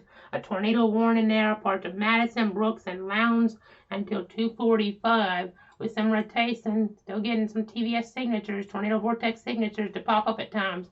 And this has a look to it that might start to wrap up a little bit more here. We'll just see. It's hard to tell because, again, I know we're using some new technology, some level 2 technology with Doppler radar here, but it just has a look to it where it could try to wrap up on us here, though the radar reflectivity doesn't maybe show that as much. Again, looking at really high resolution here, so that's something we're not used to showing you, and sometimes it's actually a little harder to pick out things when you're looking at more pixels because you don't see stuff quite as broad. It's better technology, but you have to really kind of focus. You have to really know what you're looking for because things don't stick out quite as much on this sometimes as we're really getting in there at every little pixel to try to figure out exactly what's happening closer toward a street, a road, something like that. So we'll trade this down a little further, but again, you see this, we're tracking this off here, generally east, but some wobbles here, as I've alluded to, and we're seeing this north of I-10. So let me go back over toward our base reflectivity. Since we don't have any tornado on the ground at this point, and that is our only action really with a warning, of course, a thunderstorm warning getting closer into Fort Valdosta, and we do have that potential along with the hail threat. As I just got an update here, looks like a warning for Clinton Echoes. Maybe this accent right here south of the radar. That looks, yeah, there it is. Okay, so let's go ahead and put our velocity mode on here. Update this. Get that velocity all synced up with that. And you see that high wind potential here right near a state road. It looks like 187, 60, 70 mile an hour wind close to the radar site. So that's nasty here, folks. Pretty nasty. There's a tornado possible tag in this as well. So we have to watch for circulation here. Definitely need to watch that for circulation here. But I was going to mention we were going to go off for a few minutes. So what I'm going to do right now, we'll come back at 2:45 unless something really wraps up on us, which is possible. But I'm going to make sure that when we have something go to a more populated area, if that were to unfortunately occur, we're able to kind of just stick with you wall to wall as we're still in a situation where we have several more hours to go, getting into more the overnight hours, even toward north central Florida, with a threat of some severe weather, hopefully lower at that point, but there will still be some energy around. Just won't have as much as some other parameters in play here around our region, which would be some good news, of course, but still gotta have to watch. Could have a kind of a line formation. We'll just have to wait and see if the models again having some issues handling things, but we'll go ahead and zoom back on out now. A new warning for part of Clinton Echoes. Got to watch for a spin up there. Spin up tornado. Northwestern Echoes, Central Clinton until 3:15. Severe thunderstorm located over Mayday or 9 miles north of Statenville. Moving east at 35 miles an hour. So before we wrap it up, let's give you a storm track because this is something that's going to probably cause some damage. That's a high confidence based on radar there. There is a high confidence and some wind damage here as we're looking between Withers and it looks like a halo here in toward parts of southern Georgia. So 70 mile an hour wind maybe reaching the surface. Since that's so close to the radar, that's definitely concerning to see. And eventually watching this cross, it looks like a 187, but then even US 441 here in Clinton County here. Over the next little bit. This warning going to 3:15. Watching the tornado warning to the south as well. We'll keep you updated here in the Weather Center. See if anything touches on down, but don't kind of think when I'm off the air here that things aren't serious. They definitely can be serious. Can be tornadic at times. We had a possible tornado touchdown earlier in Terrell County, Georgia. So we just have to really be careful here with different things here. Even if you don't maybe see the spin, it could be breaching the surface, and we'll keep you up to date, keep you advised here in the Weather Center.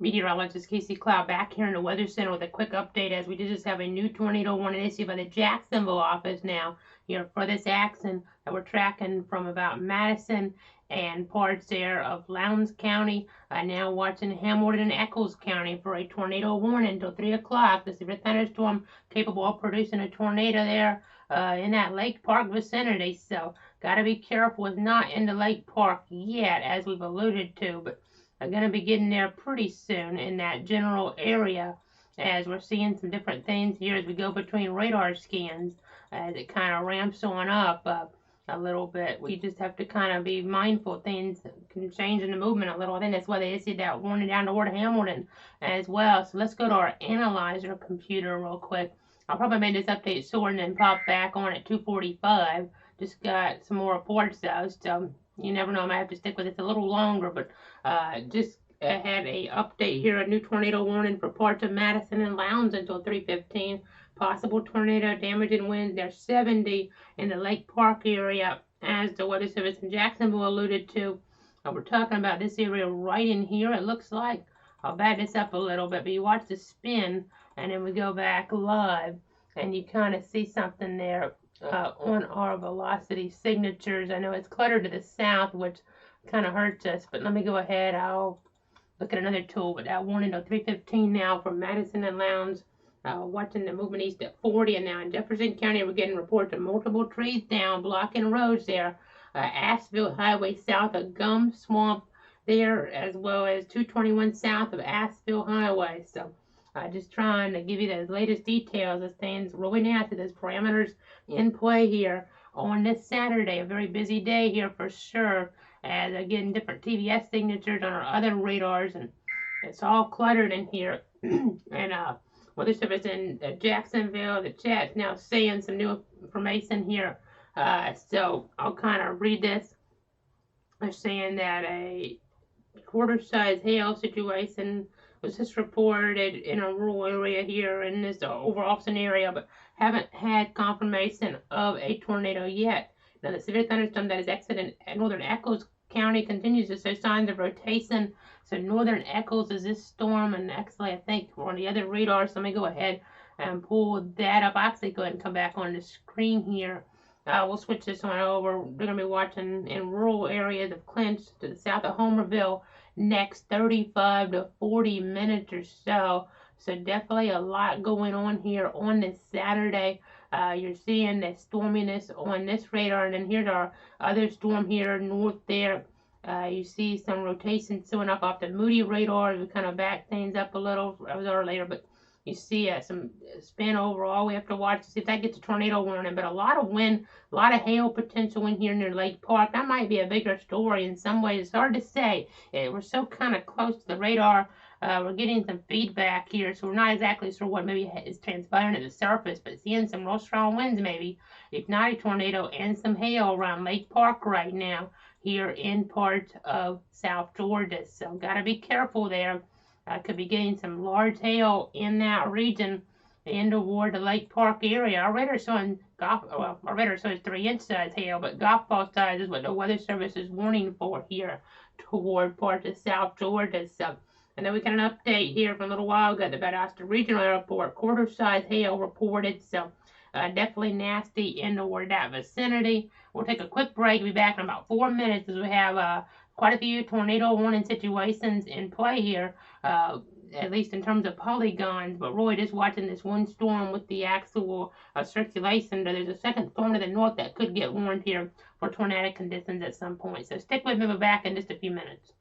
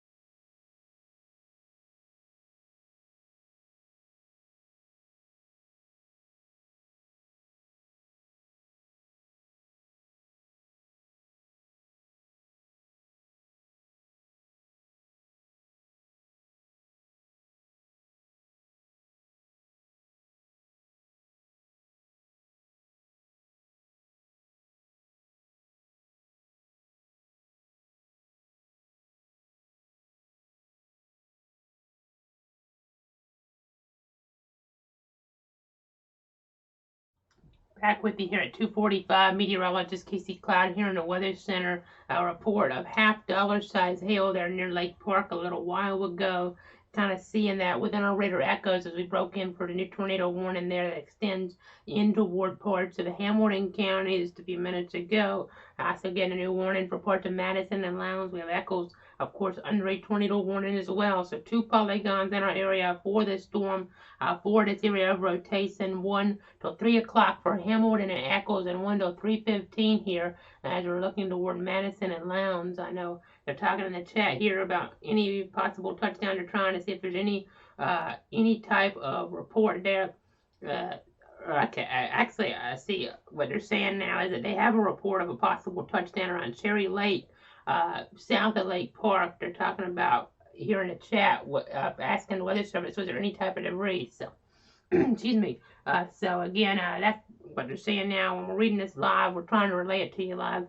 Sometimes you gotta just make sure we know exactly what they're saying. But it looks like again, possible touchdown there around Cherry Lake, south of Lake Park. It's hard to tell right now with all the hail, all the wind in here is really clustered up. So let's go ahead and kind of go forward again there.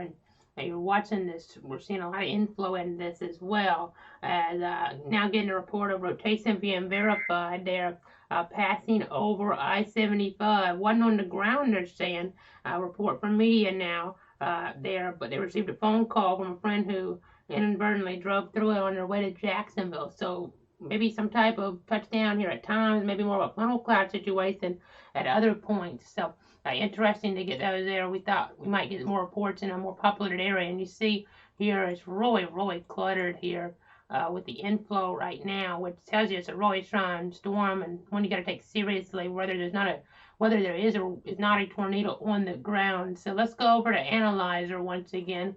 We'll kind of break this back down. Again, a tornado warning continuing until about, it looks like 3 o'clock for Hamilton and Echoes, and then 3:15 for Madison and Lowndes here. You see the dark colors here on our mapping. That's indicative of larger hail potential. We've already had that report of just over an inch in hail size there toward Lake Park. You see that on the screen. I'm pointing that out for you now. Estimated half-dollar size hail near Lake Park. So definitely something interesting for sure. And this is just really a lot of inflow into this storm right now, and that's always something you have to kind of be mindful of. And it clutters the radar up here. It really kind of makes things hard to detect. I mean, our net rotation, of course, is going to go off the charts because that's just the inflow there. But just continuing to watch here if there's something maybe or maybe not on the ground in toward this area. And what I may need to do, I may go ahead and switch over to a different radar site because I may be able to get a look at things where we're not looking at the finer details as much. That could help us out some. As we're also getting reports there is some flooding toward Decatur County. I just want to mention that here. I definitely haven't got into that here over the last little bit. So tornado warnings in play here toward Hamilton. Also getting more toward South Georgia. We think the worst of the storminess there. Having this gone through Lake Park with a hail potential, also a rotation potential in that general vicinity. Well, again, we got a report there this south of Lake Park, maybe of a possible tornado touchdown there around Cherry Lake. So, and now Weather Service talking about some more information. The cell moving into Echoes, far northern portions of Hamilton near Jennings, and I-75 contains large hail, and they're talking about maybe now baseball-sized hail could be a possible along 75, 41, 129 from Jennings to Statenville during the next 15 minutes. They're talking here that they didn't see anything indicative of a damage signature maybe, but still there was strong rotation in the area, so something could have happened. There may be a debris signature for a little bit there back west of 75 and southwestern Lowndes, but again, very weak looking. So just sticking with you here. I don't like to hear about the hail size being so large here.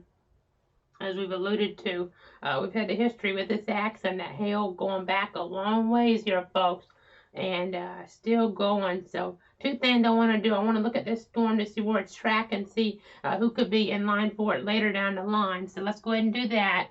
I'll go ahead and give you a track on that here. We'll give you the latest on this as we get everything set up to give you a manual track. So storm motion, of course, being tracked, and if things do kind of look here, looking like this will be moving through Echols County here over the next little bit. We'll be tracking this here in toward that region, pretty rural relatively, which is good. And then down the line here, this may turn some, but you see Folkestone maybe later? That could be somebody that needs to really watch, because we have some parameters pretty favorable there, so gotta be mindful. That's an odd signature here again with the inflow. We could have something kind of spin up. It'd be harder to tell here, I think. I did switch radars. We have that up as well, so that's another thing we want to do here. So we switched radars on the Tallahassee site. We'll kind of get that up here in just a moment. Real quick, we'll see the whole area with the watch and play before we switch computers. We have so much going on here. Such a busy day for sure. And I do have the Tallahassee radar now focused on this storm. We're seeing winds high up that are pretty strong here, getting closer towards Daytonville. This might give us a little bit better look at things where we could have some high winds around, it looks like, State Route 135. So that's something that could be reaching the surface here in some type of spin. Again, a tornado warning in play, obviously, as we talked about, seeing that starting to move away from the Tallahassee area, more into the Jacksonville area here. But they're keeping the warning, of course, off toward the west. You're still watching the action here as it does track on off. And another thing I want to do, we'll try to get it up here in just a moment. I'm going to go to our analyzer computer if we can. Once again, it may be kind of difficult to do here, but I'm going to try to get our traffic camera up in the vicinity. So let's go ahead and pull this on real quick, our analyzer computer, and I'm going to try to get our traffic camera system up. It might take me a moment, but I want to see if we can get a look at things. I know we're getting into southern Georgia as well, and I have our Florida cameras, but I'm going to try to get anything here into the hail pretty significant. So try to get a Hamilton traffic camera up if we can here. Just bear with me as we have some of these different things in our system. I'm definitely trying to give you the latest information here. Yeah, it may not be the easiest thing to do, but we'll try to get it up for you here on this Saturday. Just bear with me. See if we get any hail live on camera here. Could be something that's possible as we're looking. We're going to switch away from the panhandle and go over toward areas further up toward the east. So just again, bear with me. I'm a one-man band here, so if I kind of stutter around, we're just trying to give you the very latest information here live on air. Just seeing if I got a traffic camera in Hamilton County that might give us a good view of something. Just kind of trying to give you an overall perspective on things here as we're looking toward the Jennings area. Live, continuing our coverage. I know we have some at least dark clouds in one of these videos, so let me go ahead and pop that on. I know we might lose a few frames here, but it should be worth it to try to give you a visual on what's happening. And actually, just seeing some pretty nasty winds here right now on this shot. Definitely seeing the wind here. So we'll pop this one on here, I-75. So move away here from our analyzer computer for a moment. We'll go ahead and pop on the traffic system. We'll take our traffic system full screen here in about 5 seconds. You can see the wind delays blowing around, which will be kind of helpful. I know we already have some wind out ahead of things, but we're going to be looking here at mile marker 462 here in toward the vicinity of Hamilton County here as this nasty accident does move on in. So there's your traffic camera here, folks. Live look at things. Just not going to stick with it too long, but you kind of get the idea here. This is our Florida 511 viewpoint here toward Hamilton. Those trees kind of blowing around. It's just the nature of things here on this Saturday. So again, still tracking things here in the Weather Center for sure. Seeing some of this action here with the camera really shaking around. I know we have some other cameras we can go to as well, but I think we're just going to go ahead. It's a situation where we don't have anybody necessarily in the back. It's just me, so I think we're just going to go back to radar right now because we would have to kind of look around a little bit more in the camera. Then we're going to get back to radar right now. So let's go ahead and move away here. We'll move away from our traffic camera right now. Definitely interesting to get that viewpoint though, with at least the wind blowing, maybe starting to get closer to some of this action. You see some of those brake lights on, for instance, and a little bit of rain now on the camera lens there in toward Hamilton County. So, and there's a camera really starting to shake a little bit more now. So, definitely interesting to get that look at things. We're looking off toward the north and west from where we're at. So, not exactly sure where 462 is here in terms of the mile marker, but definitely watching things, definitely tracking things here on this Saturday. We're looking back at Analyzer now. Definitely giving you that look at things here as well. Now you see maybe a circulation, maybe just in the southern Georgia, for instance. So definitely something that's worth noting here on our Analyzer computer. Continuing our coverage here at 2:56 as we just get a new warning issued by the Jacksonville office here. And that's for Clint, Eccles, as well as Columbia and Hamilton. That's going to a 345. So you see here our rotation tracker and our new warning. There's a thunderstorm warning here, so maybe transitioning this over from a tornado warning to a thunderstorm warning right now, based on that indication here from the Weather Service office in Jacksonville. So that is coming down the line here till 3:45 for parts of Columbia, Hamilton, Clinton, Eccles. I'll read the statement to you here at about, it looks like 2:56. Severe thunderstorm located over Staytonville. They're going here with the standard 60-mile-an-hour winds, but they're saying 2-inch size hail here. So that's something you have to bear in mind. 2-inch size hail with this. So that's something you have to kind of really take heed of, because the storm's been producing hail for a while, for a very, very long while here as we've been looking off toward the west. So we'll zoom back on out now. You see here, looking at the Moody radar, you see the flash flood warning. You see some storms to the west, but they're not going to get as good of a look as we're getting a whole bunch of updates. That's why I wanted to zoom out real quick, because I know they've gone ahead and dropped the tornado watch here for areas like Tallahassee. As goodness, that hail signature around Staytonville, that is a monstrous hail signature with black reflectivity values showing up here. Getting close, it looks like, towards State Road 94. So really seeing that come to fruition in that area. Maybe some wind enhancement as well, 60, 70 miles an hour. So Staytonville, that area is really getting hammered now. In toward parts of southern Georgia, that is some potentially pretty significant hail in that region, our indicator. And now this is probably overdone. I hope it's overdone, but it's still almost 4-inch size hail now, which it would be more up here based on where we're actually getting our signatures. But we definitely could be having hail in excess of 2 inches in diameter, which is very unusual for this part of the country. And you can have damage to wind chills. Excuse me. We could have damage to windshields, things like that in these circumstances. So we're just having to really be mindful of that here towards Staytonville, in towards southern Georgia. Still watching this here very carefully. You see Tarver, you could be next here in terms of having that damage, but there's already some lightning around. So really not too safe to be going out. You should already be taking your tornado precautions. There's so many different hazards, a multifaceted situation, and this is what we meant when we talked about it earlier in the week and yesterday even, about having all modes of severe weather possible, all types of severe weather possible. And that's what we're seeing. We've seen the damage in wind, we've seen the tornado threat, we've seen the large hail threat really show up like we haven't seen that often in our region. I'm glad, at least so far, and this could change. I'm glad we've seen these stay around, away from the high population density zones, but for these rural areas, unfortunately, getting hit by some pretty significant hail here on this Saturday, 3 o'clock or so. If you're just tuning in, meteorologist Casey Cloud continuing our coverage. The tornado warning does continue for Hamilton and Eccles, but only for another few seconds. They're probably going to drop this based on them issuing that severe thunderstorm warning downstream, but we have a severe thunderstorm warning here also toward the north as well.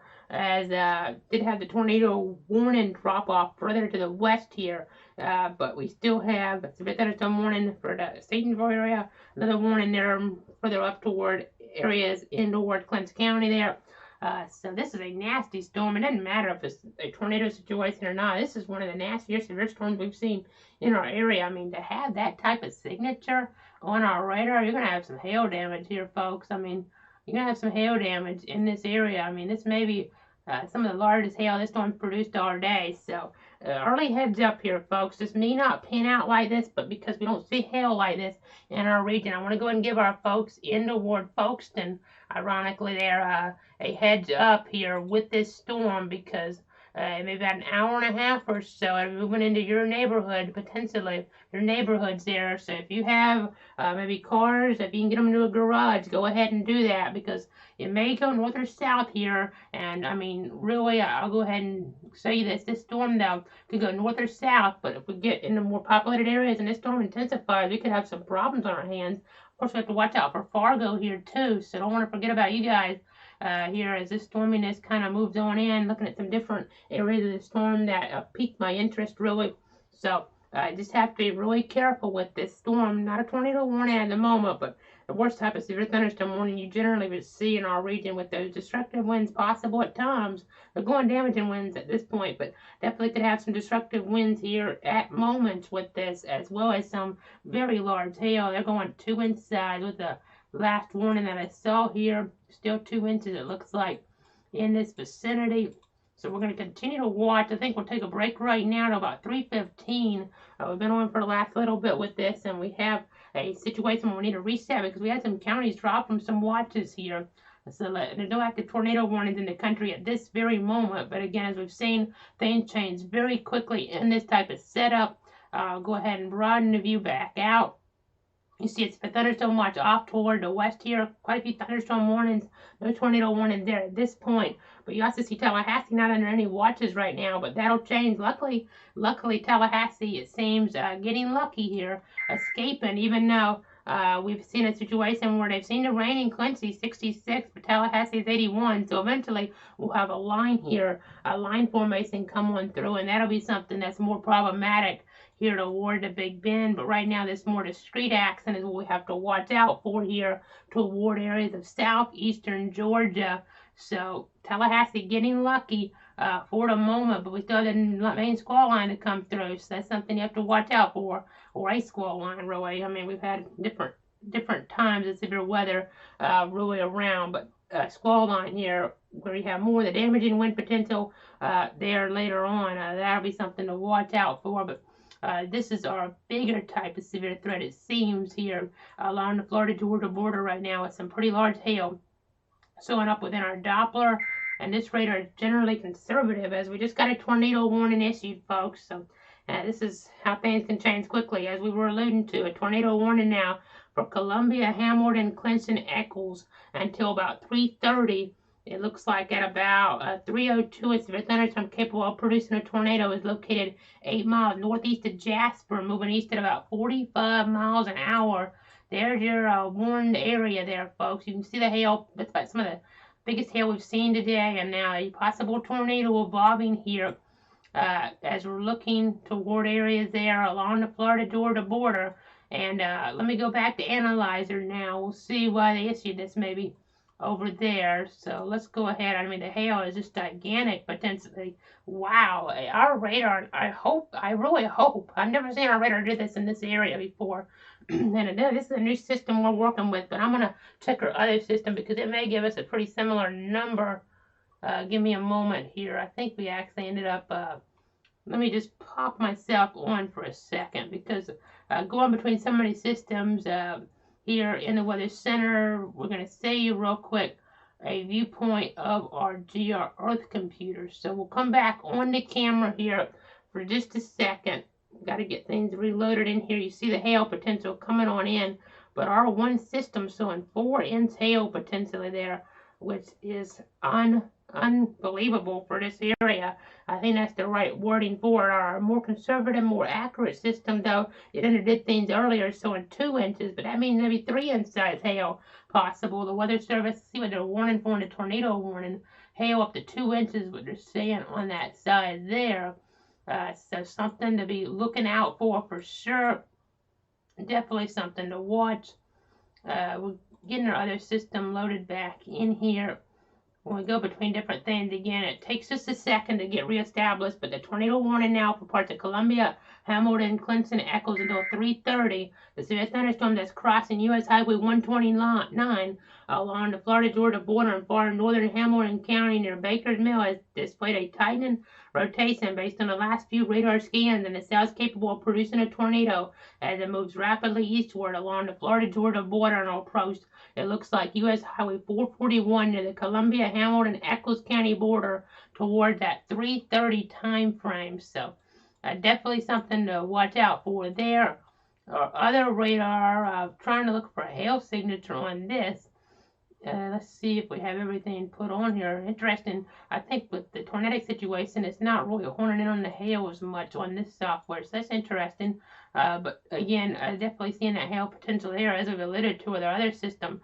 So in 4 inches, which, and if you just heard that, I mean, you'd think that's unreasonable, but with already reports of 2+ inches today around, I mean, it's really maybe on the high end, but 3 inches could be reasonable here in that black area on our Doppler, more toward the north here. I mean, when you get those type of reflectivities close to the radar, that can be something pretty serious. So we'll go ahead and show you our storm relative motion here. Let's go ahead and check this. Luckily, the rotation isn't showing up all that tight right at the moment, but it gets really tricky to determine things in here. It gets really tricky, so got to be kind of careful here. I'm looking here in the chat session. I'm not seeing anything new at the moment. They're just talking about maybe what could happen in southwestern Georgia with the tornado watch, maybe, and one be issued later again for them. We'll see, but you see the hail threat. Wow, I mean, this is again, it's overestimating to some extent, but our radar is now showing 4.5-inch size hail. Again, that's overdoing it to some extent, but we're talking about hail probably in that 3-inch range based on just looking at different tools here in our toolkit. So I know we have a tornado threat, a wind threat, but I think the hail threat, that's something I don't think I've ever talked about around here with our algorithms showing 4.5-inch size hail. Again, don't think we're getting 4.5-inch size hail, but 3-inch size hail in some isolated spots is realistic. The Weather Service is warning for 2-inch size hail, but again, we've seen hail over 2 inches here today in diameter. So just something that is really nasty to see within our Doppler algorithms here. As we go over to correlation coefficient, we're not seeing maybe the correlation coefficient matching up where we would get the hail maybe over 3 inches, but 3 inches here is definitely a possibility in some of these spots, just based on comparing some different algorithms. So we're still with you. We're at 3:08 on the time right now. I'll take a quick break in the coverage because we're watching things very carefully along the Florida-Georgia line here this afternoon. Tornado warning for parts of Columbia, Hamilton, Clinton, Eccles until 3:30. North Central Columbia, Northeastern Hamilton, Southeastern Eccles, South Central Clinton. At 3:02, a severe thunderstorm capable of producing a tornado moving east at 45 miles an hour was located 8 miles northeast of Jasper. So need more around 3:20, Fargo around 3:30 here. But go ahead and take shelter if you're in the tornado warning polygon, because I already alluded to it. Pretty nasty weather overall here in the weather picture.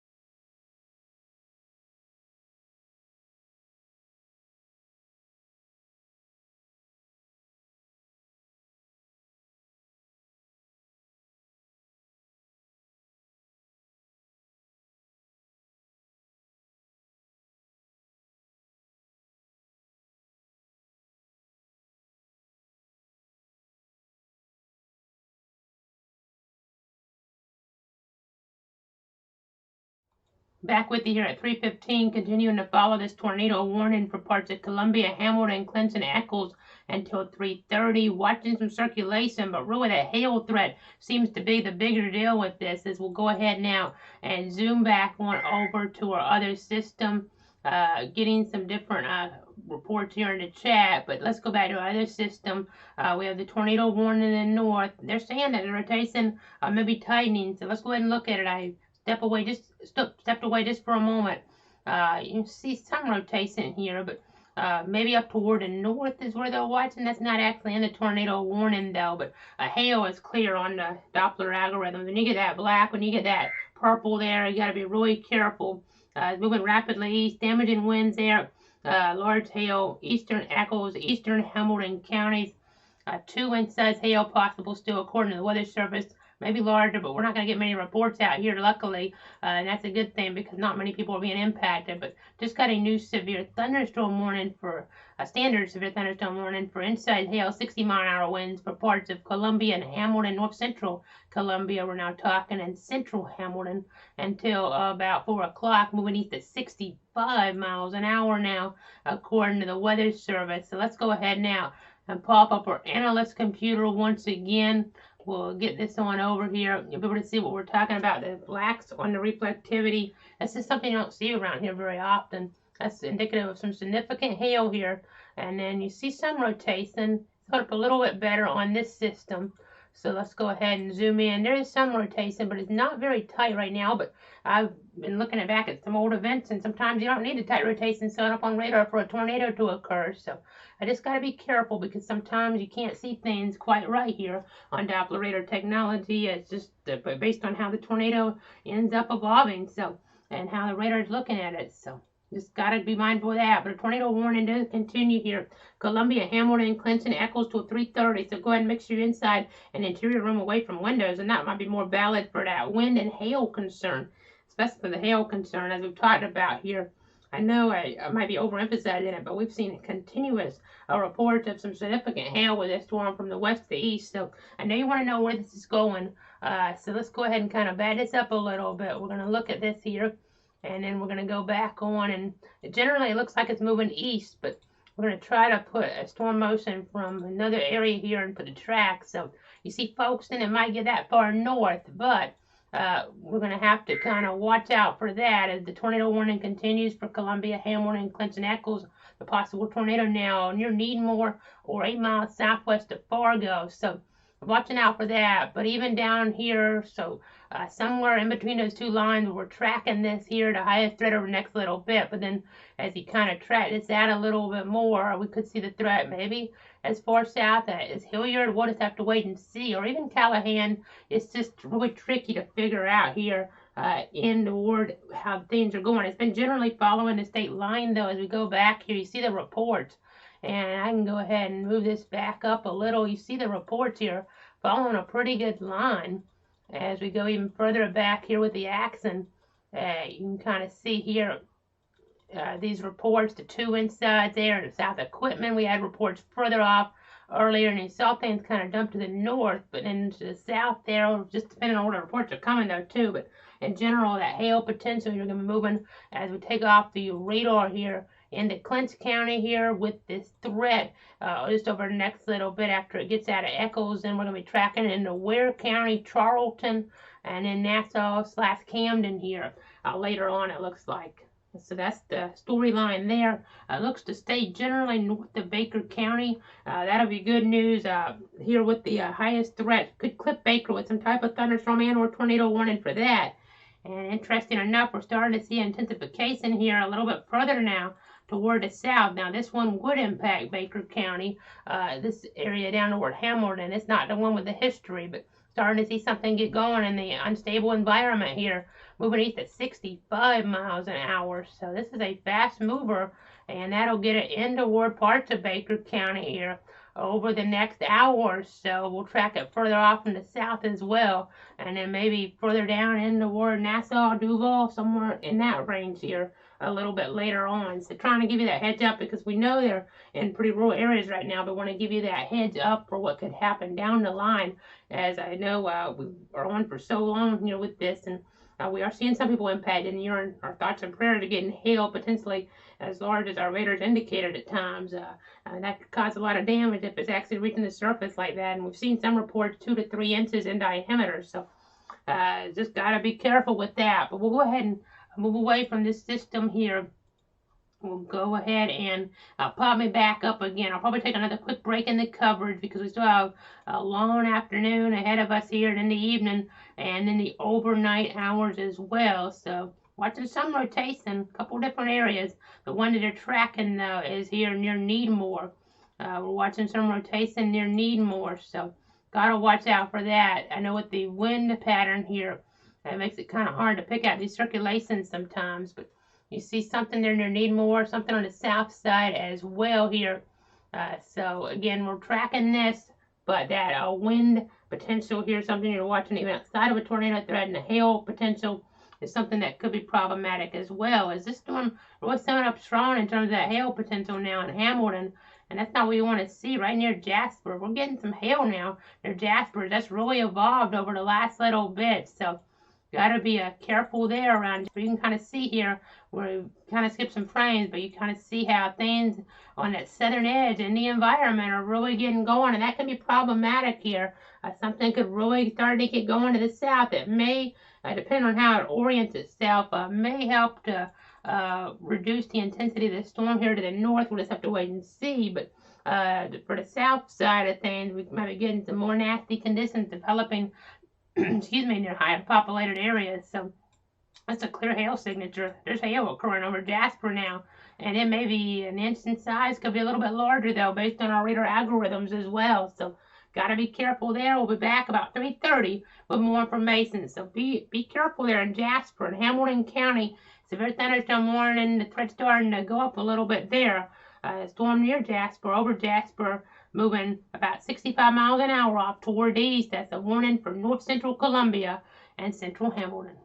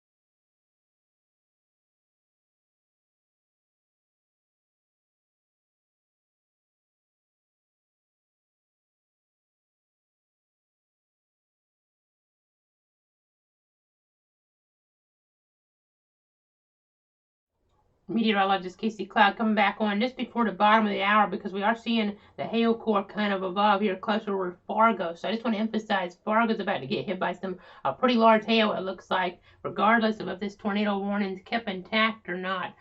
You're seeing some pretty high wind values overall, but not sure if we have tornadic conditions here or not. You see pretty high winds though, 50 or so showing up in our base velocity at this point here, moving toward Fargo as we're looking in southern Georgia right now there in Clinton County. So really got to be careful there. I'm a little surprised we haven't seen a warning issued to the east, but I think they're making a decision on what type of warning they want to issue. But be some type of warning for sure as we're getting some really nasty hail returns near State Road 94. Fargo, a little higher population than what we've seen get hit by some of these higher signatures. This one has lowered some. It still could be pretty significant here toward Clinton County and the Fargo area as we look toward the south. Really seeing that action in terms of a hail perspective intensify here, getting these higher values showing on up within our Doppler radar algorithms. So let's go over. We have our analyzer computer. We can kind of show this to everybody. I'll zoom on out a little bit so we have a better perspective on this before I switch you on over. Once again, I know we just got a report in of a tree down on Little Cat Road there in Madison County. We also had a report earlier there from Jefferson County where we had trees blocking the Highway 90 area to Highway 221. So a lot of issues with this isolated type enhanced severe action along the Florida-Georgia border. So you saw the tornado warning go away for the time being.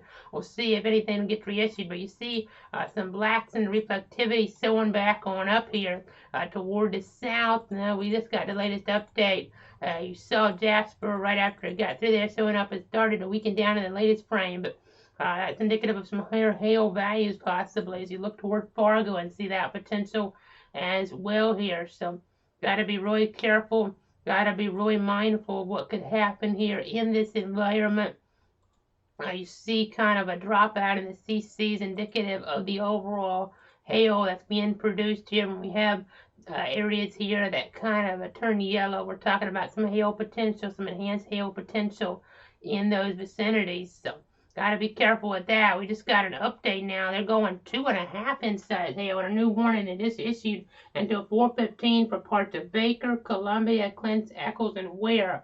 60-mile-an-hour wind, no tornado possible tag at the moment, but as for that storm here toward the north, we talked about that warning might be clipping parts of Baker, and we're seeing that now. But again, 2.5 inches, that's one of the higher warnings for hail I've seen in this area, but we've seen it within our radar algorithms for a while. That hail potential is significant here. And the reason they kind of had an incident for 2.5, we just got a report in here, folks, of tennis ball size hail that's coming in as I was talking about the new warning being issued. And right after that here, where we did have that estimate from a public report, damage to vehicles, broken windows, and dents on top of cars about 2 miles east of Statenville on Highway 94. So this is damaging hail, something we rarely see around here, especially in a supercellular or cellular type structure like this, where it's not just a sea breeze type situation. Sometimes you'll get something to kind of fall for a little bit here. We've seen it before, or maybe Central Florida as well, and then it'll die on down. But this is some of the larger hail I've seen in this area. I mean, in 20 years or so of watching weather here around here. So this is something really significant in terms of the hail potential.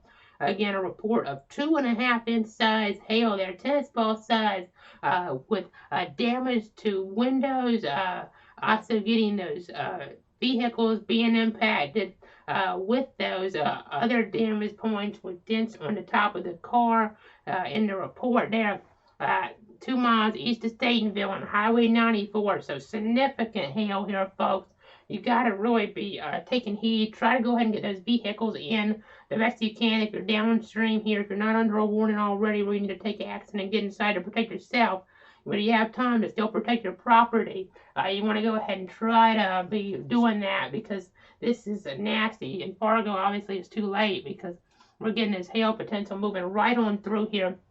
And in fact, I'm going to back this out just a little because we still get a report to come on the screen here with that other hail.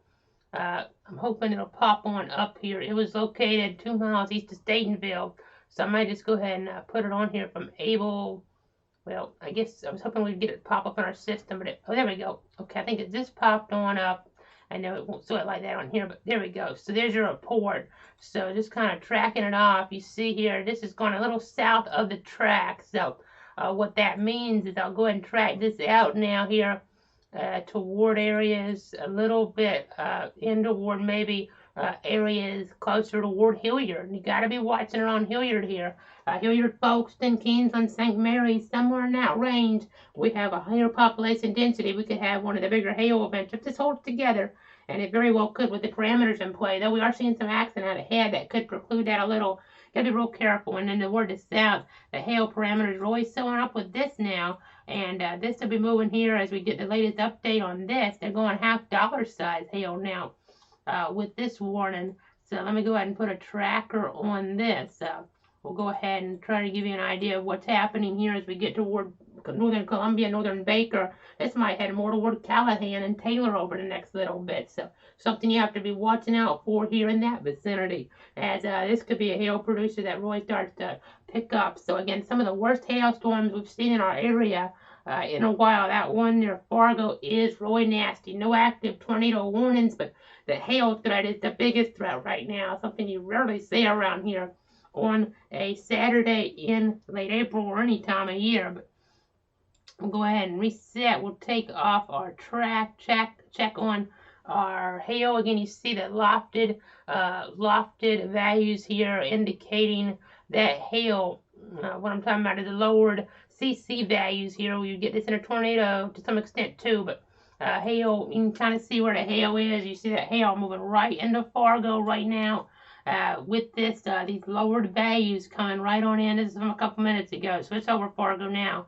I would think, and then Council going to be getting into this here in this moment, if it's not already moving on in toward that community there, in towards southern Georgia. So that's the hail. This is our hail swath per se. That's a way you could use it. Is if you kind of follow my arrows here, we're just drawing around this, and you kind of see that moving in toward Fargo here, folks. So really nasty stuff, really nasty situation.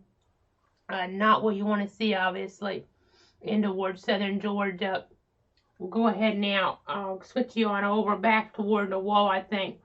We're at 3:36. We'll probably take another break to about 3:45 or so as we're trying to give you the latest information here in the Weather Center. Again, multiple warnings in play, new warnings coming on out. This really nasty hail situation overall. We're just seeing how things are moving here in the Weather Center. We're going to keep you advised with the latest update. I'll be back here at 3:45. Just be really careful with this hail threat, as we're seeing hail that's to a larger size than you ever really see around here in our region.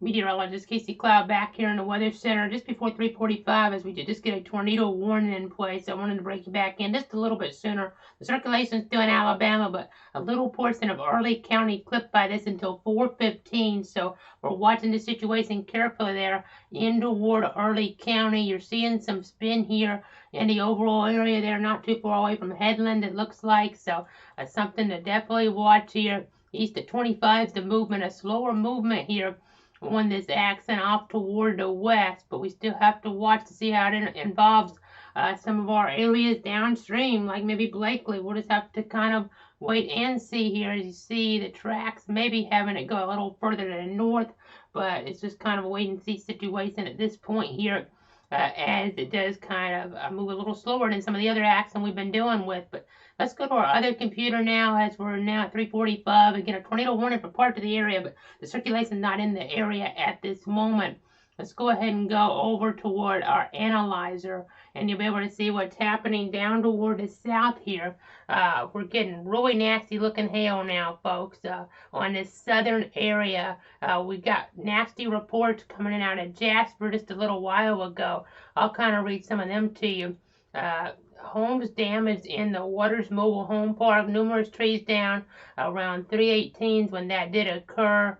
Also getting some hail in there. I'll zoom in so we can kind of maybe get on this report a little bit better. The same area overall. So again, it's kind of hard to actually get down there, but you get the idea there. That's where the report was there toward Jasper. Another report of some hail coming in as well. And you see the hail threat. I mean, our radar's really showing some high values of hail. Some weak rotation as well, and some wind enhancement is 60 maybe. I'll back this up just a little bit here. You don't see that wind enhancement a lot, but we did see some rotation near Jasper.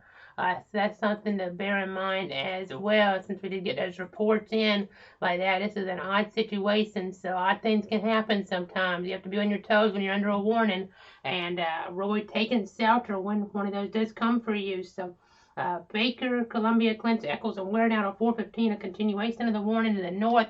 That's for the potential for inch-and-a-half size hail. But again, the south axis now where the hail's starting to pick up a little bit, it looks like. And they just sent out an alert here, in fact. And between everything here, it looks like we just kind of missed that in our system.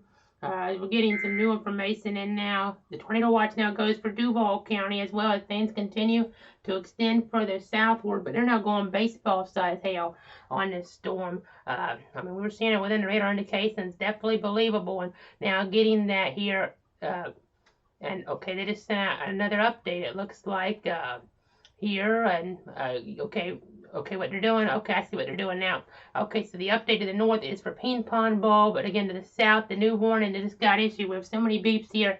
It's a really nasty situation. We're not talking about maybe baseball size hail. So if you're in Duval County, we really need you to be listening up now, because this storm to the south, I know we've been watching things to the north, but now action's really getting going here on the southern flank a little bit. And that's why the tornado watch was just added for Duval, because we're getting the indications of some very large hail, maybe baseball size hail here, folks. So I'm going to go into a storm track on this. I'm going to try to give you an idea. You can see here maybe parts of Duval County eventually could be impacted, and Nassau County as well. I'm just kind of trying to warn for higher population here, which something that we try to do in these type of situations. But let's go ahead and zoom in real quick to this, because we do need to watch out here down the line for Taylor and Moniac maybe as well. St. George, close to this.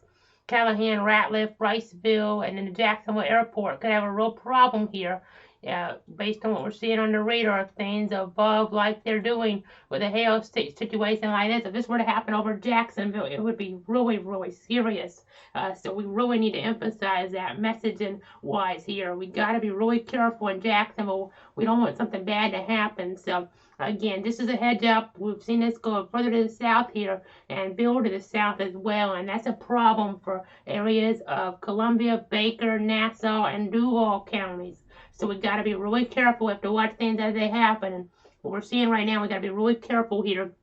Excuse me, we got to be really careful here as we're looking toward Duval County eventually with the hail potential. So we got to emphasize that here, folks. This is a hail situation like I don't recall really ever seeing in our viewing circle So we need folks to really be listening up here. We could have damage to vehicles, widespread damage to vehicles. If this evolves like it is showing on our radar echoes, we got to be really, really on our toes here, folks.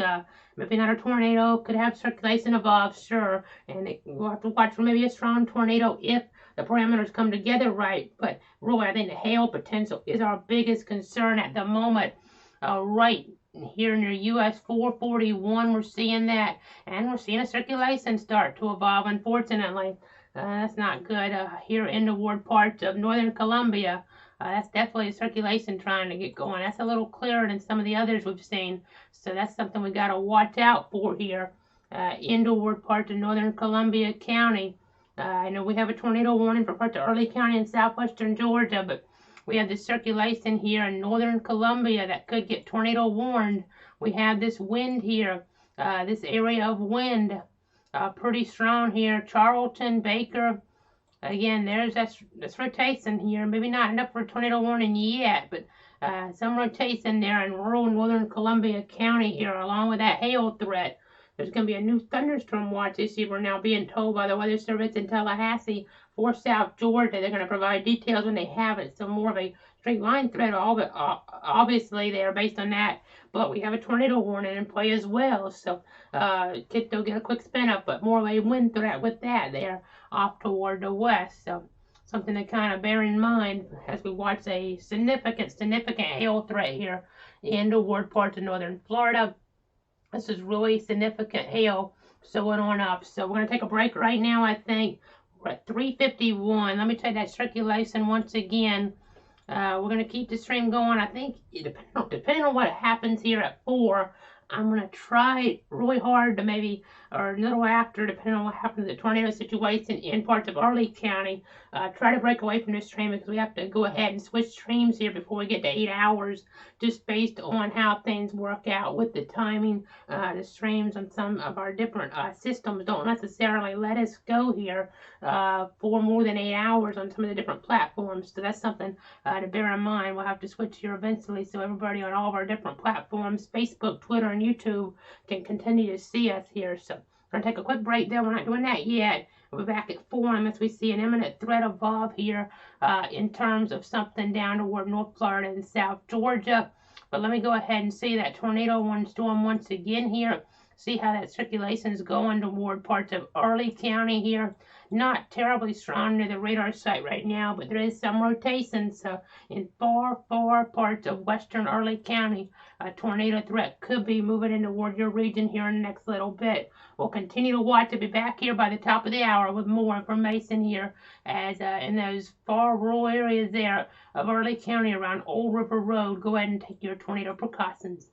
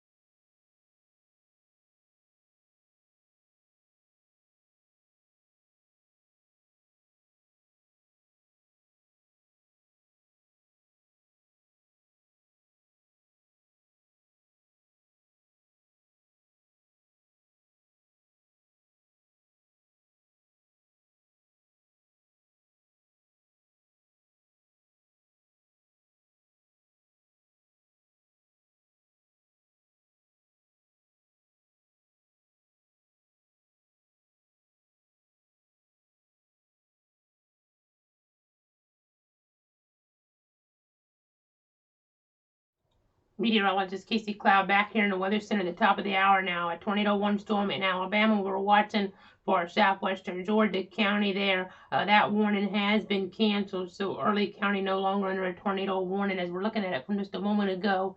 As we go ahead now and switch you on over to the Broadview, you see that warning probably gone, no longer in effect for a tornado, but still a severe thunderstorm warning up toward there the north and west. And then we have the accent now where we have a new severe thunderstorm warning for golf ball size hail moving in toward Nassau County, so a little weaker on that, which is good, but could re-strengthen for sure. And the storm to the south looks a little stronger there with the hail potential at the moment.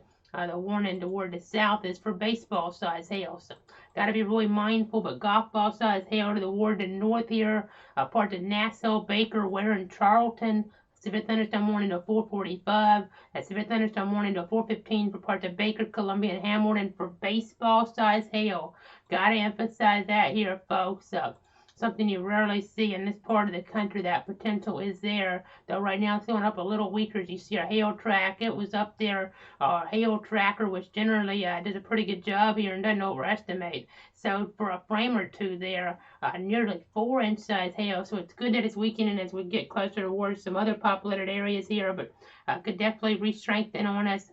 New severe thunderstorm watch now all the way to 10 o'clock here in the southwestern Georgia, and this is just kind of accent here that we're watching at the moment, but it's not the final accent necessarily, so you got to stay on guard. What we're going to do, since there's no active tornado warnings for the area at the moment, is we're going to go ahead and switch away here on the feeds. As we see that Broadview, we'll be back by about 4:15 on a new live stream, so make sure you tune in then. Around 4:15, I'll be back with more live coverage here on a live stream to give you the latest information as we watch more toward Duval County, even some other storminess areas there that we're tracking moving toward Albany as well. So stick with me, stay tuned. A lot going on this Saturday afternoon here in the Weather Center. In the interim, if you want to look at the radar, go to cloudweather.com/radar. But again, we'll be back here in about 10 or 15 minutes with more weather information on this enhanced risk day across the region. I'll pop that up real quick. You see our enhanced risk area here, the latest update just out from the Storm Prediction Center. You see where our severe potential is focused here. A dangerous day here with a hail potential. At least we've seen that come to fruition. Maybe some tornadoes touching down, it seems, as well.